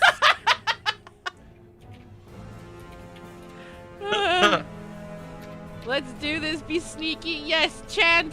Yes. Yes, according to Dark Souls, yes. Let's do this, be sneaky. Yes, chat. Yes. All right, it's in. We'll say it's fine. He has to beat a 30 in order to spot you in his blind spot. I'm gonna get yelled at when this session. Oh my wraps. god. I It need to is- see this godlike It is roll. his turn. He is facing off against this fucking illusion. To which there is a. What is this? Your performance was 20, so with It an was. investigation, he doesn't have any additional skill for that, so we'll just do straight intelligence. Beefs it. No. He beefs it. He turns and swings with his axe. His axe passes through the Yep. illusion, and he stops for a moment, and then turns, eyes burning, at Quinn. Yeah. Uh-oh. To that, 5, Ah, fuck 10. me. He moves to that point Does that as provoke he. attack into opportunities from us, though? That provokes an No. opportunity attack from Rodin. Oh, It was out He of my... begins to step pop him. across the Rodin, floor. I need help. Run, go for it, buddy! Foolish moron. Seize the fish! He's the fish. 21. As he, oh, dude, yes, fuck yes. That hits. That does, what is that? 12, 14 damage. As you crank into the back of this thing as it's moving. As you slam into it, there's a couple of things. One, he seems to, in blind fury, pay no mind to you. Yeah. And two, as he is like approaching towards Quinn, you see him like grip hard on the handle of his axe. Lies, deceptions. Raises his axe above his head and brings it down hard in your direction. Does a 27 hit you? Yeah, that does. That is 29 slashing that he hits you with the first attack. He brings his axe up for his last attack on this turn, because it's his third and final attack. Does a 20 hit you? Yeah, and I'm dead. He does 14 damage. That brings you to not more than double your HP in negative, so you are at 0. You are unconscious. Yeah. So we will put that. We will put you, bam, and an X. So you are down. What? I don't like the X. Come on, All Jordan. right. Get it, Jordan. If you got anything left in the tank. Ariel, it is your go. It is your go. Ariel just like watches this axe slam down on her friend twice and just starts to cry, and like gets just angrier and attacks 22 again. hits. For Fucking a 16 damage. Hell yes. Yeah. Fucking, you're just like you are just cranking through its magical resistance, just like fucking hardcore smashing into it. Give me She's another. just so upset. Hell yeah, 15 damage. Fucking just bam. Just going hard, cranking into this thing with your two-handed axe just over and over. It stumbles away from you for half a moment, sort of. I'm going to say it's going to... I can't move it because it's not part of the mechanics, but it still stumbles a little bit, losing its footing as it turns to bring its attention to you. Nice. Quinn, it is your turn. Could you make me a death save, please? Yep. Just roll me a bare 20. 10. That makes it. Fuck. So that's one. Death. That is a success. You got to roll a 10 or higher to succeed. All right, and that is one success. Shiro, it is your turn. Shiro is you. Sorry. Rodan, it is your turn. Shiro continues to watch, amused. So I see Quinn go down, and I become enraged myself. I run around to the demon here. Well, I'll say here, so I'm still beside Ariel. And I'm going to just bellow in rage, and I'm going to cast another spell as a bonus action. I'm running out of second level spell slots, so I'm going to have to do Searing Smite again. Oh, right. When you went down, the spell vanished. Searing Smite, get it. So I'm going lay it to on. attack. Okay. That good shit, baby. Come on. Ah, I missed my first Now- attack. You... What was your roll? 10 and... Yes, because your friend here next to you is raging, you get pack tactics. Yeah, Okay. I was gonna What say, is like, that I'm about? pretty sure You're you rolling also with get advantage. That's a 20. So Oh, you hit. perfect. That Okay. is 7 slashing damage. So as 7. You bring that first then- one in. And then again, I'm going to Divine Smite with my last second level spell slot. Ooh, shit. So I'm all out of that size of bullets, but that's going to be 4d8 radiant as well. Fuck.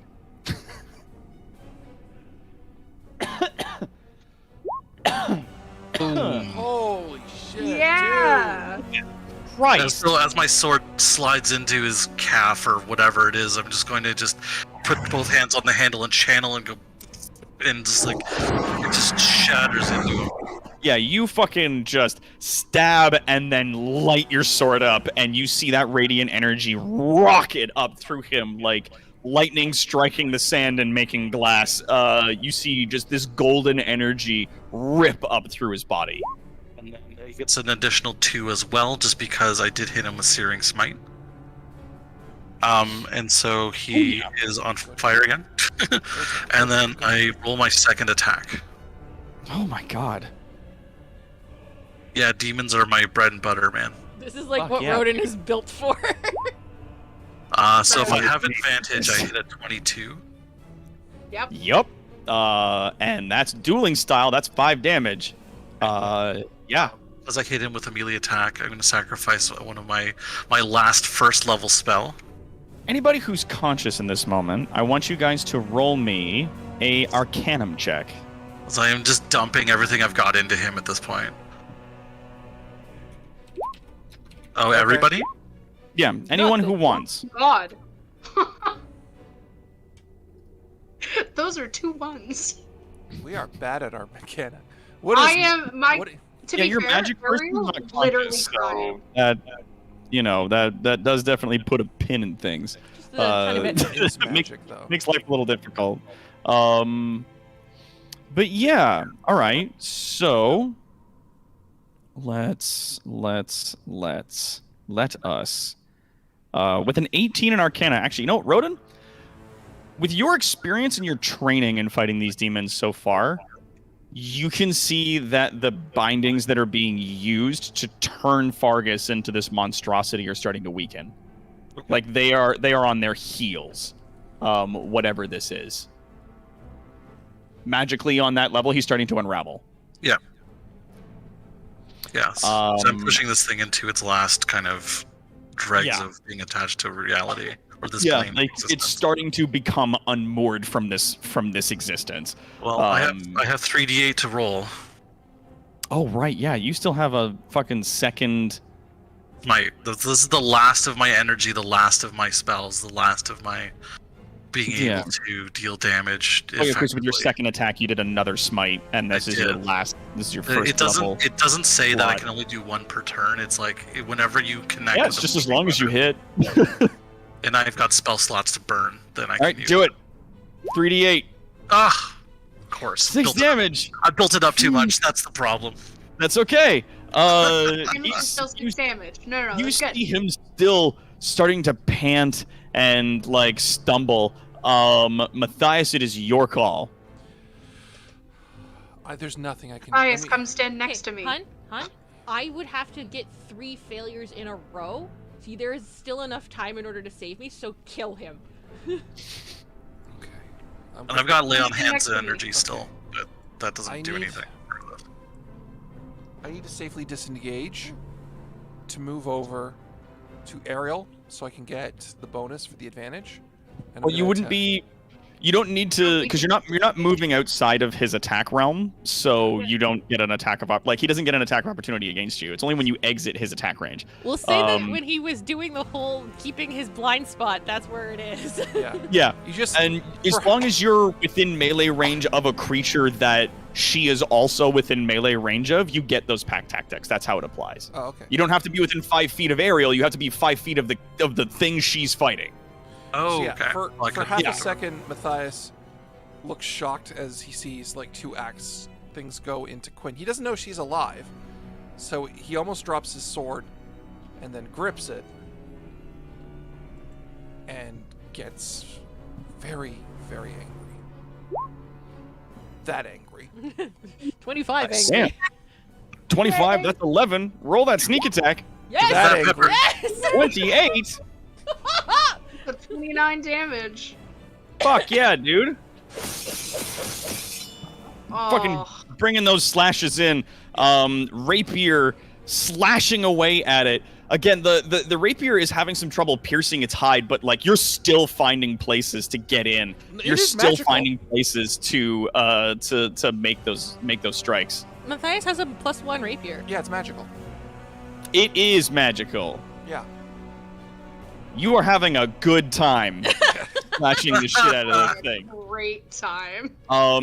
This creature is bloodied and haggard. You see that there is some sort of black material, some kind of like ooze or tar that's steaming and bubbling out of its mouth as it is stumbling to maintain its upright position. Is there anything else you want to do with your turn? I don't have any more Matthias? attacks, and I've abused stealth enough as it is. That's never stopped you before. True. Matthias doesn't want to hide. He's just very, very angry right now. I know I'm teasing. I've got nothing unless You I. also do have Bardic Inspiration if you want to. Oh, roll I that do, too. but that doesn't give me a second. Can I add the Bardic Inspiration to my damage? Yeah. Yeah. Do you only have the one attack, or do you have two? I only have one. Oh. Like, He Roll just does a till lot we of get- damage. What does the Bardic Inspiration give me? So 1d6, I believe, at this level. Yeah. Okay, I'll add it to my damage. Yeah. Fuck Okay. yeah! Damn. Oh my god. 35 right. damage, let's go! Matthias, Yeah.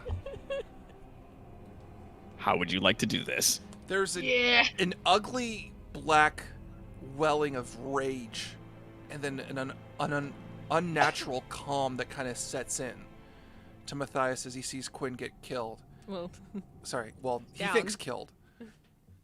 And he runs up, and with a fluidity that isn't commonly seen in him, and a lack of any humor or mirth or play, he runs up, jumps up to the spine, where he does a kip up off the back of the heel, and stabs into the spinal column, and begins rotating the blade, drawing out as he does. Oh man, so you attack on Titan, this guy. Yeah. Yeah. Leaping up, your blade finds purchase in the back of this creature. You twist and drag the knife, the rapier, and as you do so, you see this red burning light start to erupt out of that wound. You manage to sort of leap off the creature just in time to watch as it starts to collapse in on itself like a dying star. You see this demon start to fold and crumple and break and crush into what eventually is this rushing reverse explosion of fire as it squishes down and vanishes. And in that moment, you guys are standing there in the throne room, and he's gone. Ariel, it is your turn. I've watched this creature disappear. Mm-hmm. I know, Ariel knows that there are people better equipped to help Sam. I am going to begin walking up to this man. Because he has some shit he's got an answer for. And, I'm gonna be honest, Ariel thinks, her friend is probably dead. She's going to try and attack him. Dope, yeah. As you just, fucking turn immediately with your axe, walk right up to this guy. Yeah, make an attack roll. And...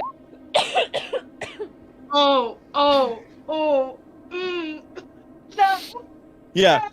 He does that thing where he politely folds his hands behind his back, and as you overhead fucking strong fucking swing, bring it down, he steps lightly to the left, and you just bury your axe into the base of the statue. I'm gonna try to go from.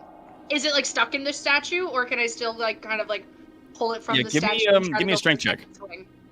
A strength check? Yeah, because that was a crit fail.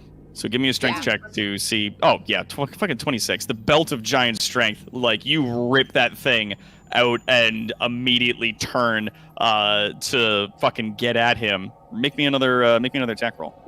Yeah. I don't think that one's gonna hit. No. So. So you smash into the thing, and he just kind of takes it's almost like a waltz step that he does to the left as you come down. You rip your axe out of the statue, make a hard horizontal swing at him, and he does just a polite bow underneath it. And I'm gonna say roll me a insight. Oh no. That wasn't too bad. All things considered. He doesn't appear to be going for his weapons. He's not engaging you. He's fighting defensively. Ariel kind of looks at him weird and attempts to take a step back, honestly in fear. He does not capitalize on that. Quinn, it is your turn. Death save. Haha. All right. You're hanging in there. That's 2 successes. That's fantastic. That's all I can do. Dope. To that, Shiro kind of like looks around the room, nods. It's like, yeah, all right. Like, kind of like gives everybody an appraising look, and just goes, "This is quite surprising." He did have his hands on, I'm going to say, not an inconsiderable amount of strength. Curious that you prevailed in his place. To that, he steps over this way and makes his way to this space here. Hey, He do I does get an provoke an attack of opportunity against Yeah. you. Do you take that swing? Yeah. Like, he still clearly is not trying to attack, so I am going to attempt just as, like, if he's coming near me, like, I don't want him near me, you know? Kind of like a Like, get away fuck! from me scenario. Yeah, it's more, I'm honestly, like, I feel like at that point it would be one-handed, because it's not, like, a full-on, like, attack, I'm scared. Yeah. You make an attack, in this case, in this moment, disadvantage.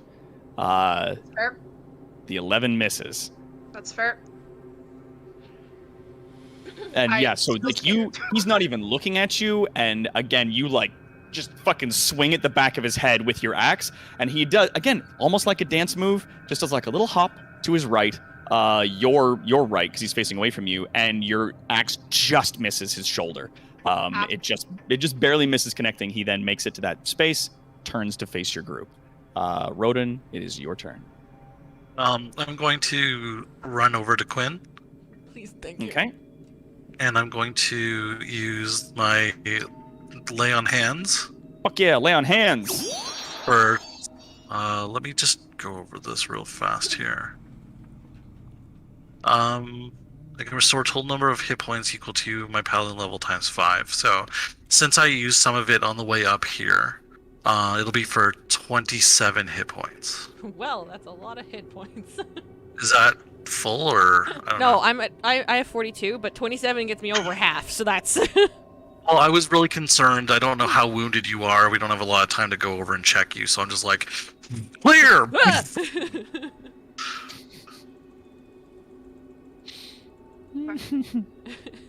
Ha! Ah, I'm alive. Oh, hideous life. I wake up and go, huh! Oh god, did we all die? Am I dead? And we're dead? No, we lived. Holy You, shit! as you suddenly gain consciousness, I know, right? see a smoldering crater in the marble where he was standing moments before. What did I miss? I have bad news. Your brother is dead. That's fine. I figured that was probably gonna happen. Oh god. Okay. Well, if you're fine with that, then we're dealing with Shiro, so you should keep seated. Okay. I don't know how much that fixed, so just take it easy. It's quite a bit. Oh, my organs are inside. Yeah, that's a bare minimum what I was going for. So that'll be my turn. All right. Matthias, you are up. Then it's Ariel and Quinn. I just start walking towards Shiro, right here, in front of him. All right. I just kind of stare him down. Is this what you wanted? He smiles very plainly back at you. He seems very satisfied with as things are playing out. He says, always. This is always the way of things. Brother, always the way of the universe. The strong feed on the weak.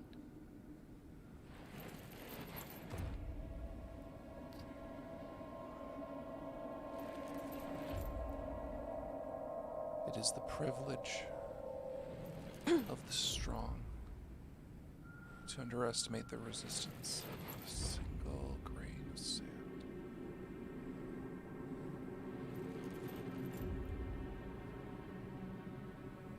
It is not the privilege of the strong, but it's foolhardiness to underestimate the strength of a single grain of sand. One must not always or ever underestimate their foes. Though to say that your victory was calculable is certainly a lie. That you four would prevail over a greater demon as such is impressive, to say the least. What are you But going to do now, you are the strong. Now you decide what happens next. And what are you going to do? Oh, I do what I always do. He gives you a sly grin. I like to watch. Do you know how to free the king and queen out of the prison? Oh, yes. He looks over. You see the king and queen, the crystals that contain them are actually starting to break. Oh, well, that's good. The magic that's binding them seems to be giving way.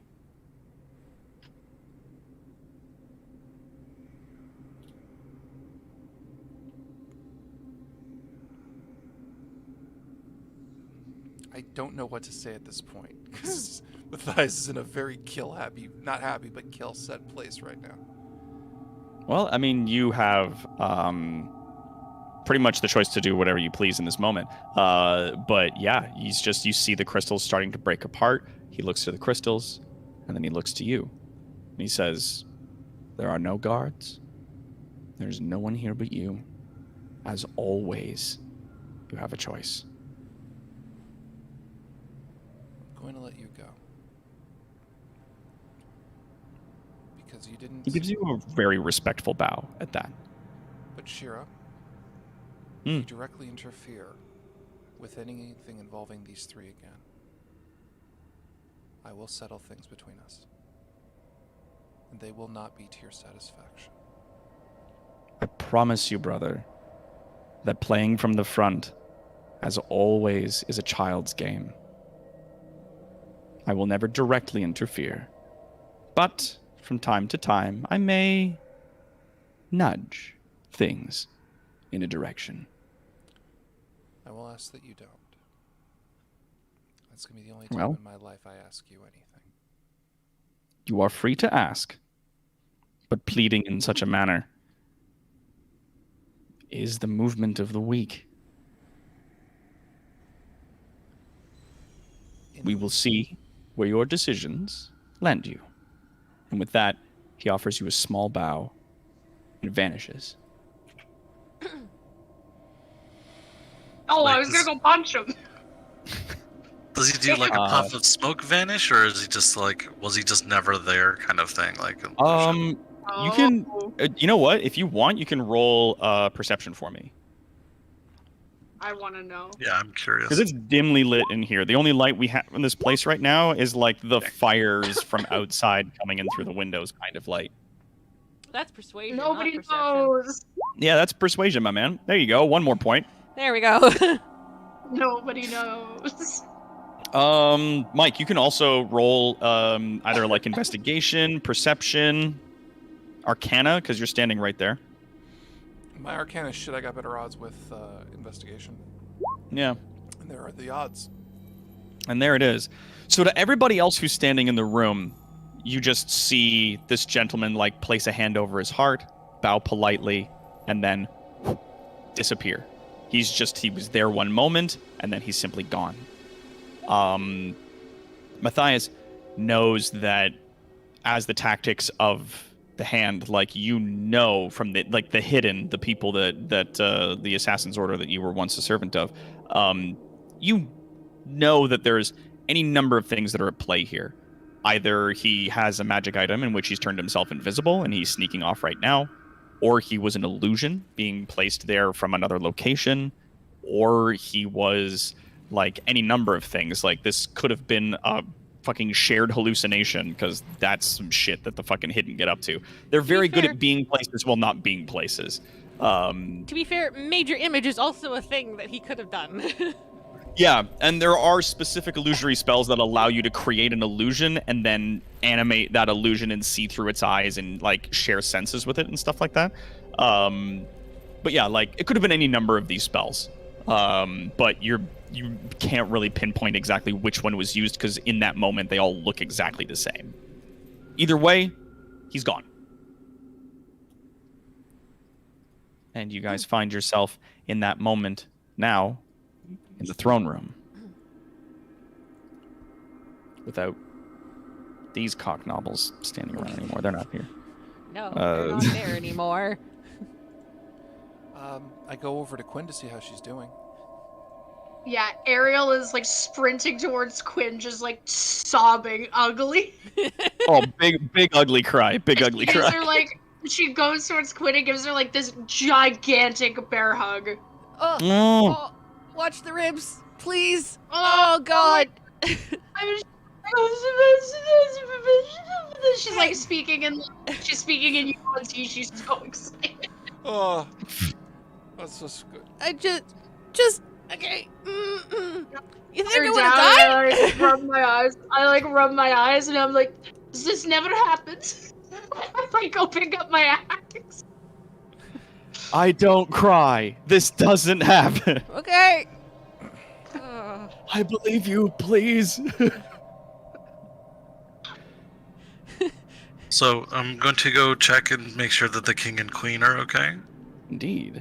Yeah, we gotta deal with that You make first. your way over to the king and queen. The crystals, as you approach, finish shattering and crumbling open. The both of them collapsing to the ground amidst the sort of crumbling shards of red glass.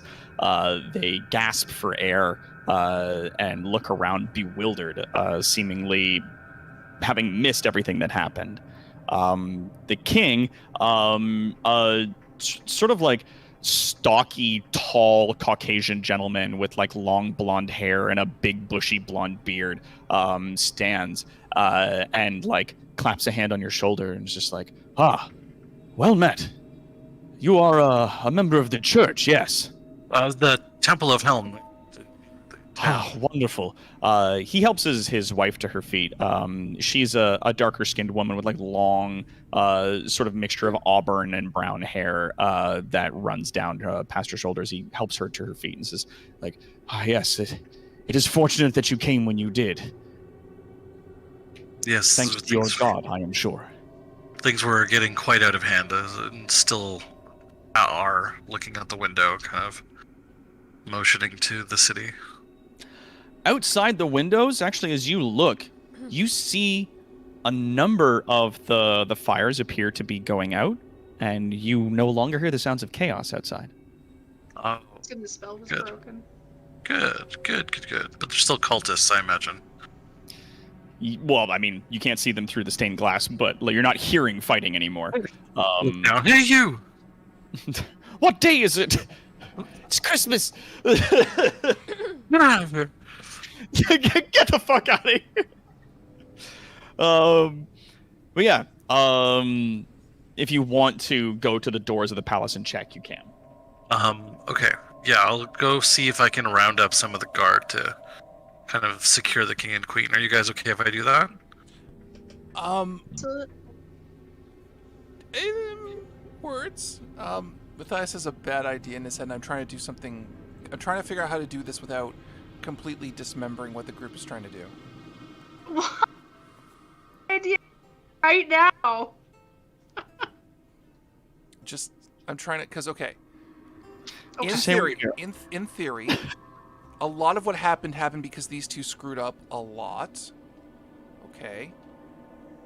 The king We and are- queen? Yeah. Okay. I want to try and guarantee it that we're going to get peace for the people of the forest and get our names clear rather than just disappearing into the dark kind of thing and getting the atypical pat on the back kind of thing. Well, that's what I I'm mean, doing. Like, realistically, the forest folk came and helped the people. Yeah, but like it wasn't just one noble that fucked this whole situation. It was a big systemic problem, right? We have a chance Oh, to I'm aware. we have I'm a chance aware, to but kind of sometimes tell the head of that systemic problem, look, this has got to be fixed. This is our price, kind of thing. But I don't want to do this stupid, I'm edgy and I'm standing in the way of your throne kind of thing. Of course. Yeah. Actually, as they start making their way sort of back towards the, I keep wanting to say Plymouth, but like the large platform that you guys are standing on with the thrones on them, as the two of them sort of shakily, like finding their footing and finding their strength again as they walk towards it, the doors to the palace room swing open. Walking in as they make their way, the king and queen, up to their thrones, walking into the room now, you see Bardic the animal, followed by the owl, his right hand. They stride purposefully up through the throne room and approach the king and queen. The king immediately looks wary, levels a finger pointed out at Bardic the animal, and says, "You are a traitor. You're a monster to this town. And it is because of you that these sorts of things happen." I'm gonna stop him right fucking there. Yeah. Bardic immediately bites back with, "It's because of me you even have a kingdom. All right. It's because of them," and he points at the rest of the group here, "that you're even alive. Thank you is your words right now." To that, humbled in a moment, the king sort of grits his teeth, turns to the party. "Thank you. Thank you for saving our lives. Thank you for saving our kingdom. But this," and he gestures to the druids, "this is too much. Too far." Hang on. That's kind of the price. I'm gonna look at him and I'll be like, there needs to be a talk now, not there needs to be a talk now, and not more war. We have just gotten through this. Fuck me. Actually, babe, may I catch the spare? Catch the spare. With intimidation? How do you mean? I'm gonna stand on the steps between the king and the throne. Okay. Cool. Oh yeah, that's not even. And just Matthias says, "You're going to want to listen to the lady." You're gonna want to do this. Because you can still die here. Ooh, yeah, roll me an intimidation. I did. Yeah, it's Yeah. 25. It's 25. Ooh, okay. All right. Correct. There it is. Sorry, my system Also, locked up. Matthias I'm Matthias- reloading my page right now. No worries. Yeah, no biggie. Matthias's mask, by the way, is still over his nose and stuff, so they don't really know who I am. Exactly. I definitely Ariel definitely pulls off her hood and stands beside you in unison with you. The queen grips onto the side of the king, and the two of them sort of huddle next to each other in that moment, looking fearful. And they look between you guys, and then they look to the druids, and they say, "So this is some kind of mutiny? Is that it?" No, this is not a mutiny. All they have ever asked is if they could just live. That's it. That's all they've ever asked, and that's all they've ever wanted.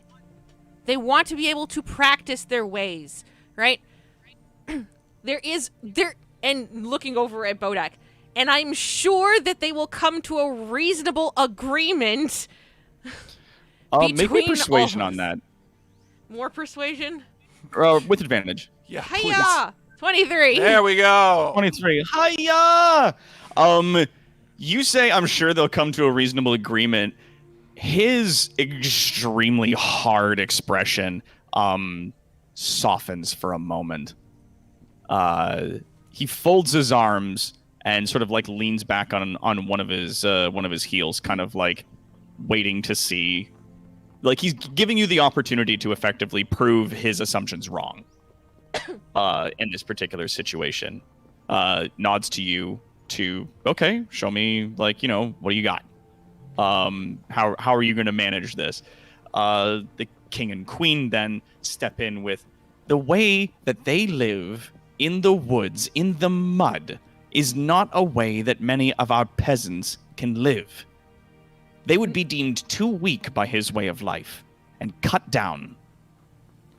I don't think so, considering the fact that these people, the people that you have just said that live in the mud and in the forest, just helped save the town from a bunch of demons. He nods that and is like, yes, but at what cost? Through monstrous magic. Monstrous magic? No, what they're doing is they're living off the land.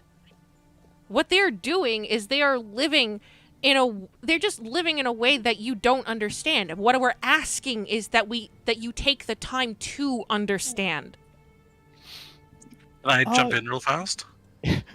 Just before you jump in, Roden, he goes, yes, turning into animals by lying with them, I'm sure. It's disgusting. And even if that is not true, again, the way that they live is not how the sick or the elderly can survive. There are many people in our culture that would not be able to live the way that they do if they are allowed to continue in this way. Not everybody has to live that way. Yeah. The monstrous magic here that exists here, and as a speaker of Helm, I can assure you, is that, and I point to the smoking crater where the demon had perished. Like, these are the dangers that you have to be aware of, and all the forest folk are offering is friendship. These are allies to take in friends and neighbors, not necessarily something that you have to absorb into your own town, your own way of life. To that, Bodak speaks up and he goes, "Hi, and how did these monsters come about?" Yes, I was going to mention that, Your Majesty, it was your own nobles that brought them here. And as someone who is very much an outsider from somewhere completely different, just because things are different doesn't mean they're bad. Additionally, we have evidence that indicates that this has been happening for Quinn. How old are you? I'm 24. At least 19 years within your community. 12, more likely. 12. Still a long time. To that, you see Bodak like nodding and going along with that, and then he pipes in with, "Aye, and how did all of this come about? It's because you coddle your weak, and that breeds poison. Oh my god. Look at this," and he gestures out the door. Like, you don't have to live like this. Living like this makes sickness among your people. It's not just a sickness of the body, but of the mind and of the spirit. You allow these people to exist. It makes these problems. If we return this kingdom to a more natural way of living, we can stop this from happening again. Or at Bodak. least, at least have it so that way the people can choose which way they want to live. Yeah, Bodak, by your logic, then anyone who's supremely strong ultimately gets power. Right, and because- at that point, demons just kind of do what they want. He Sorry, Sarah. gestures to the crater on the floor. Do they? Your strength, our strength, is what won the day. Our Where were strength the is- nobles during all of this? Turned into monsters, I'm sure. Not all Bodak. nobles. Bodak, your principle is the exact same as the enemy's. Fun fact. We literally heard him quote that. Not all the nobles were turned into demons. And I should know. And Bodak, do I look like a well-functioning human being to you? No. People who believe in what you believe No. in made me. I am the outcome of when strength over everything else. Aye. And did you not save these people? Not because of them, but because we all worked together, Bodak. I believe you when you say that it is possible for those who wield strength to do so without honor and improperly. But what is this, if not allowing people to live in filth? And he gestures to the opulence of the kingdom. and of the throne room itself. It's needless. It punishes the lowest people in your kingdom, grinds them into mud, makes their bones weak, makes their minds sick.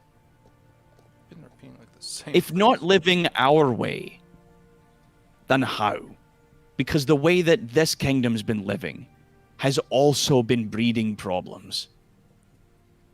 Then perhaps there needs to be a compromise between the two ideals that allows for people. You are trying two ways that have existed since in the past. In no way has anyone in this room suggested something new. I said apart from Quinn. Aside from you. I was going to lead into, I was going to let that hit for a bit, babe, and then be like, apart from Quinn.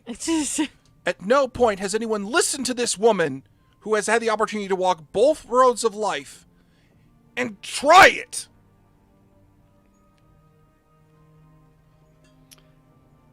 To that, I'm going to say, give me persuasion with advantage. Who, me? Yeah. Can I just say that gives Quinn advantage and she rolls persuasion? I'll allow it. Okay. Hiya! Well, that's a 24. I love the fucking Star Fox. Like, Yeah. hiya! But yeah, 24. You, in the room, you see both the king and queen and Bodak and the owl soften a bit to that, and they meet eyes for a moment. Bodak then turns to your group and goes, "All right, I'm listening. What do you propose?" Okay. I'm proposing that the forests be left alone, right? So that way people can choose to live either in the city or in the forest, right? And everyone including the nobles has to spend at least 1 month in the forest. So that way they can at least appreciate it, right? It still allows for the city to exist. It still allows for town and society to exist because of the fact that we have to protect our borders. I'm not inhumane, but everyone has to spend at least 1 month in the forest so that way they can appreciate life and they can choose whether or not they can stay in the forest or go back to the city. The king nods to that and says, "Will any of their people attempt to come and live amongst us?" To that, Bodak says, "Are they allowed to?" And the king goes, "I suppose that we may make a stipulation that if any members of your," and he just squeezes the word out, "culture, would like to come and live in our kingdom, they may do so, but they must follow our laws." To that, Bodak says, "So long as your laws are not particularly angled against us, then sure.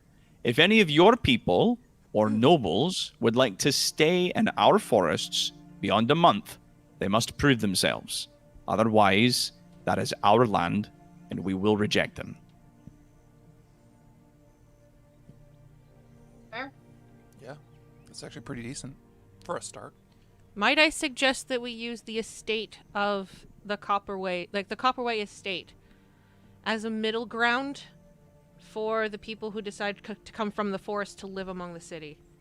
Like an embassy? Yeah. Yes. The king goes, "Oh right, the old Copperway estate. That was, yes, that's up by the Wise Willow, the big tree." Perfect. Sounds like a good Cool. meeting spot. Yes. Right, very. And he Sounds like a kind great of middle ground. straightens up his back, squares his shoulders, and purposefully marches over to where Bodak is standing and offers him a hand to shake. To that, Bodak warily gives him a hand, and they just fucking prolonged eye contact. Prolonged eye Shame. contact. Prolonged eye contact. Prolonged eye contact. Contact. They've fallen Yeah. in love. God, that would make things so much easier if they did. As the king attempts to like finish shaking hands and pull his hand back, Bodak hangs on for an extra second and goes, "What about my criminal record?" To which the king goes, "Very well. Charges will be dropped. You will be a free man, as you always have been, it seems." To that, Bodak gives a nod and releases his hand. Oh, so good.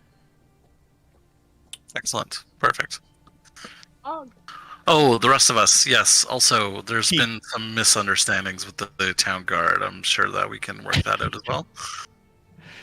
She's like, "Yes, I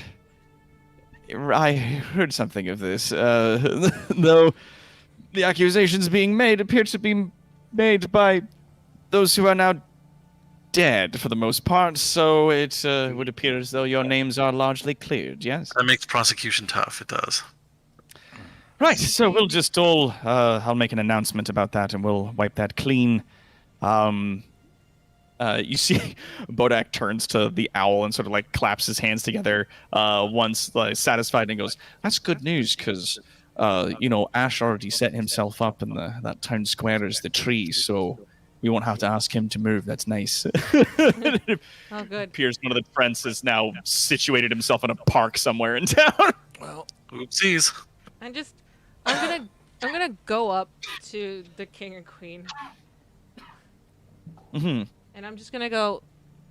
Look, I would like to make an apology on behalf of the Copperway family, as the only remaining survivor. Yeah, the queen gives you like an appraisal. She looks you in the face for a long while and goes, You're the Copperway girl.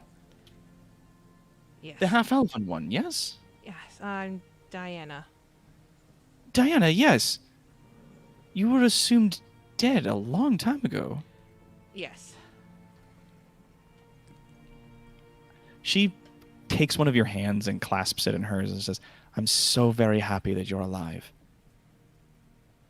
It is both relieving and redeeming of your family that you are here to bring an end to this chapter.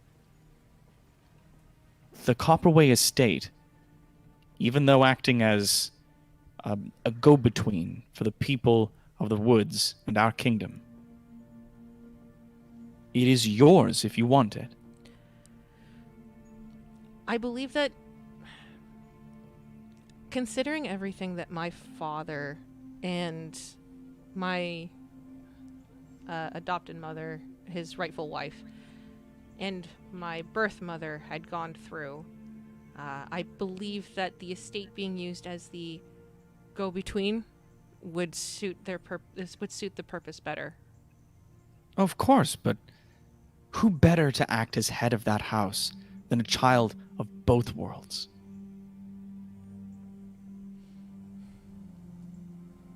I'm just gonna look back at the group. All right. She smiles and looks over to the other the other druids and says, "I'm sure this is agreeable." To that, like both Bodak and the owl like nod and smile. "Aye, no, that's good. We'd surely love to negotiate with her, or those she appoints rather than, stuffy noble folk. No offense." Very soft. Kind of makes a sour face. And with that, you guys have brought a negotiation to an end. The cleanup that follows in the kingdom in the following days happens with both the hands of the members of this kingdom as well as the free folk. Clearing debris and bodies from the streets are both guards as well as massive tree ents and other elves and druidic people. A lot of the damage is repaired with sort of their druidic magic, growing trees and plants to fit into some of the damage to keep the buildings upright and to help clear away some of the fire and other things. A lot of their injuries are treated by clerics and members of the church, and many injuries as well are treated by their druids. The culture's coming together finally in this sort of shaky truce that they have. Allows the town to heal quickly and things to move by relatively peacefully. Very nice. There is certainly some noise made by the nobles when they find out they have to spend a month in the woods. Some argue that they will attempt to basically glamp their way through it, so like bring a small prop-up magic cottage into the woods and live in that for a month. They are summarily rejected and are told that this is now part of the peace treaty and the continued existence of their kingdom, that they must make an attempt to live in the woods, and that they have been requested, obviously, that they be treated with dignity and respect, treated fairly by the free folk, instead of shamed by being made to live in the mud. Yeah. Yeah, you eventually make your way off to your estate, far to the north of the kingdom's borders, just up against the edge of the kingdom of Broweth.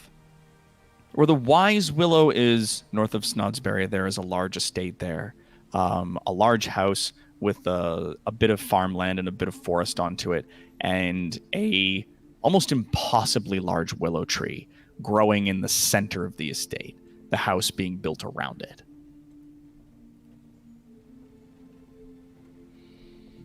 As you guys make your way finally to this structure, along with some servant folk that come along with you to sort of like bring your personal effects and to also, bring keys and whatnot to open up and clean out the house as it's not been lived in some time. You make your way there, and standing on the stoop of the house as you approach is an elven woman. No. Slowly she turns, long raven black hair, and sort of an emerald green robe. You recognize it. It's actually a bit similar in the filigree and trimmings to the trappings and wearings of the free folk, but immensely more elegant. She smiles as she sees you approach, clasping her hands in front of herself. It is so good to meet you all and to see you again at last, Diana. And with that, we will end our episode. Oh boy. Ladies and gentlemen, that's the end of our first arc. The 6 episodes that we got here, Tales from Evrand, our long-form D&D campaign sort of experiment that we were doing here on D20 Live. Thank you all so much for coming out and for joining us. We've got another 15 minutes. What do you guys think? That was really good, Doc. That's wonderful. That was really really, enjoyed really good.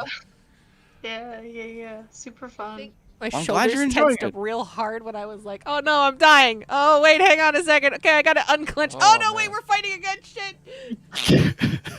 I know exactly what I want to do in between season 1 and season 2 for my character.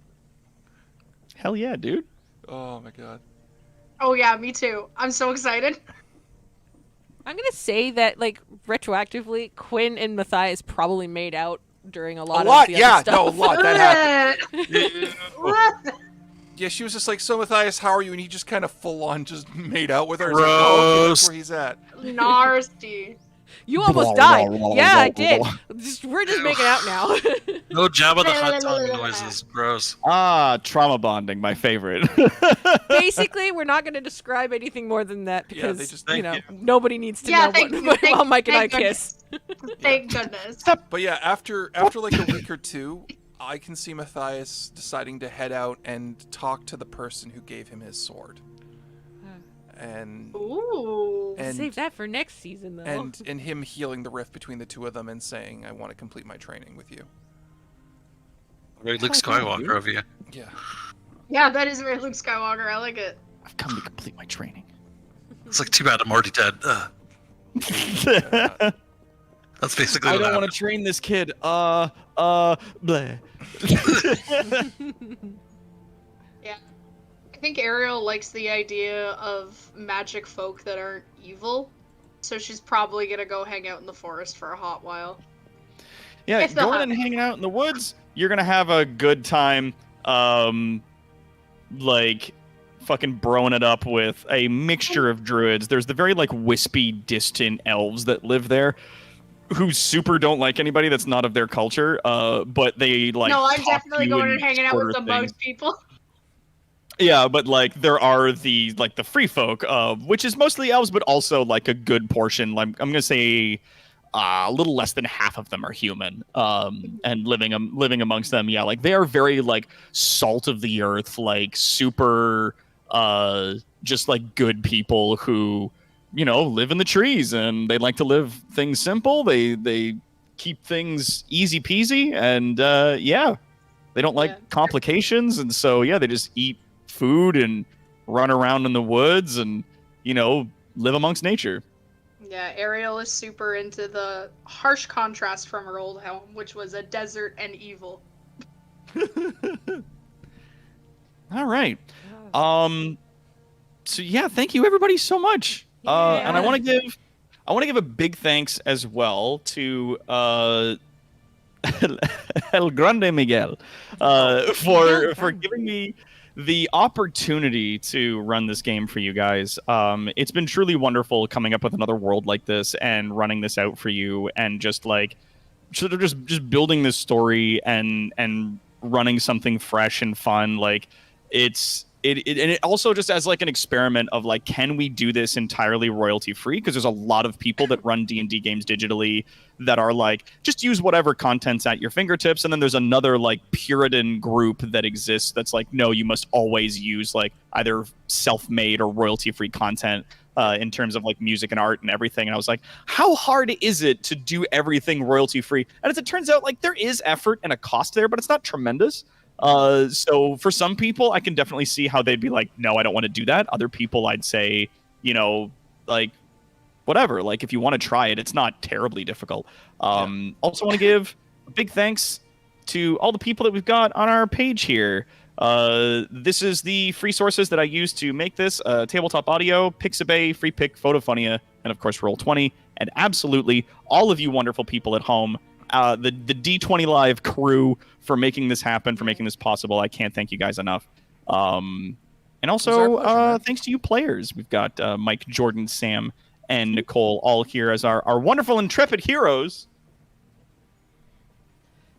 Hell yes. Thank you all so much. You guys are wonderful. I have been, hopefully, your kind of benevolent DM, Hey, Doc. Dr. Jarawat. Yes. Thank you so much for putting this together. Yeah, Whoa. thanks, Man, you did Doc. an amazing job, honestly. It was really Yeah. wonderful. And if I all hope everybody liked it. if all of you out there liked it, Yeah. please be sure to vote this up at the year-end stream in December. In like 2 months, in like 3 or 4 months. Yeah. Because we're gonna definitely Yeah. put it there and just be like, did you like this? Do you want more of Do it? you want more of this? Do you want more games like this? Because not only was this an experiment on to see if you could totally run this royalty free, but this was also an experiment to see if people like this format. So, Hell yeah. if everybody liked it, please vote it up in the end of the year. Yeah. Yeah. If you guys like the sort of like the, not even just D&D, but just like long form storytelling like this, if this is something that you guys enjoy, please let us know in the voting and stuff like that. And even if you don't, like if this is not your jam, like please speak up. Like we definitely want to hear what you guys prefer as the consumers of this content, as our fans. Like we Exactly. really do care so much about what you guys think. Yeah, we're not That's very looking, important. it's not like we're looking to abandon one shots, but including definitely more of these if you all like it is something we very much want to do. Exactly. Absolutely. Hell yeah. So thank you all so very much for coming out. As our parting last image, I would like to leave with you. Imagine there's a forest grove, a little opening in the trees. In the center of that grove, you see a stump, an old mossy stump. Gathered around that stump are a number of people from the kingdom, a number of the free folk, different animals and creatures, all sitting, listening intently to the wise words of Roxo, the rock and roll clown. as he sits on the stump, just telling people, yeah, man, you just got to stay hydrated. You just gotta, yeah, you know, you just got to live free, feel the wind in your huge poofy hair. Wear a unitard. And stay hydrated. And we will see you all again next time. See you next On time. D20 Live. Everybody. See you next week. Bye. Yeah, see you next week for Dom's game. It's a mysterious mystery dungeon. Some of us may be monsters. I don't know. It's gonna be interesting. Bye. Yeah.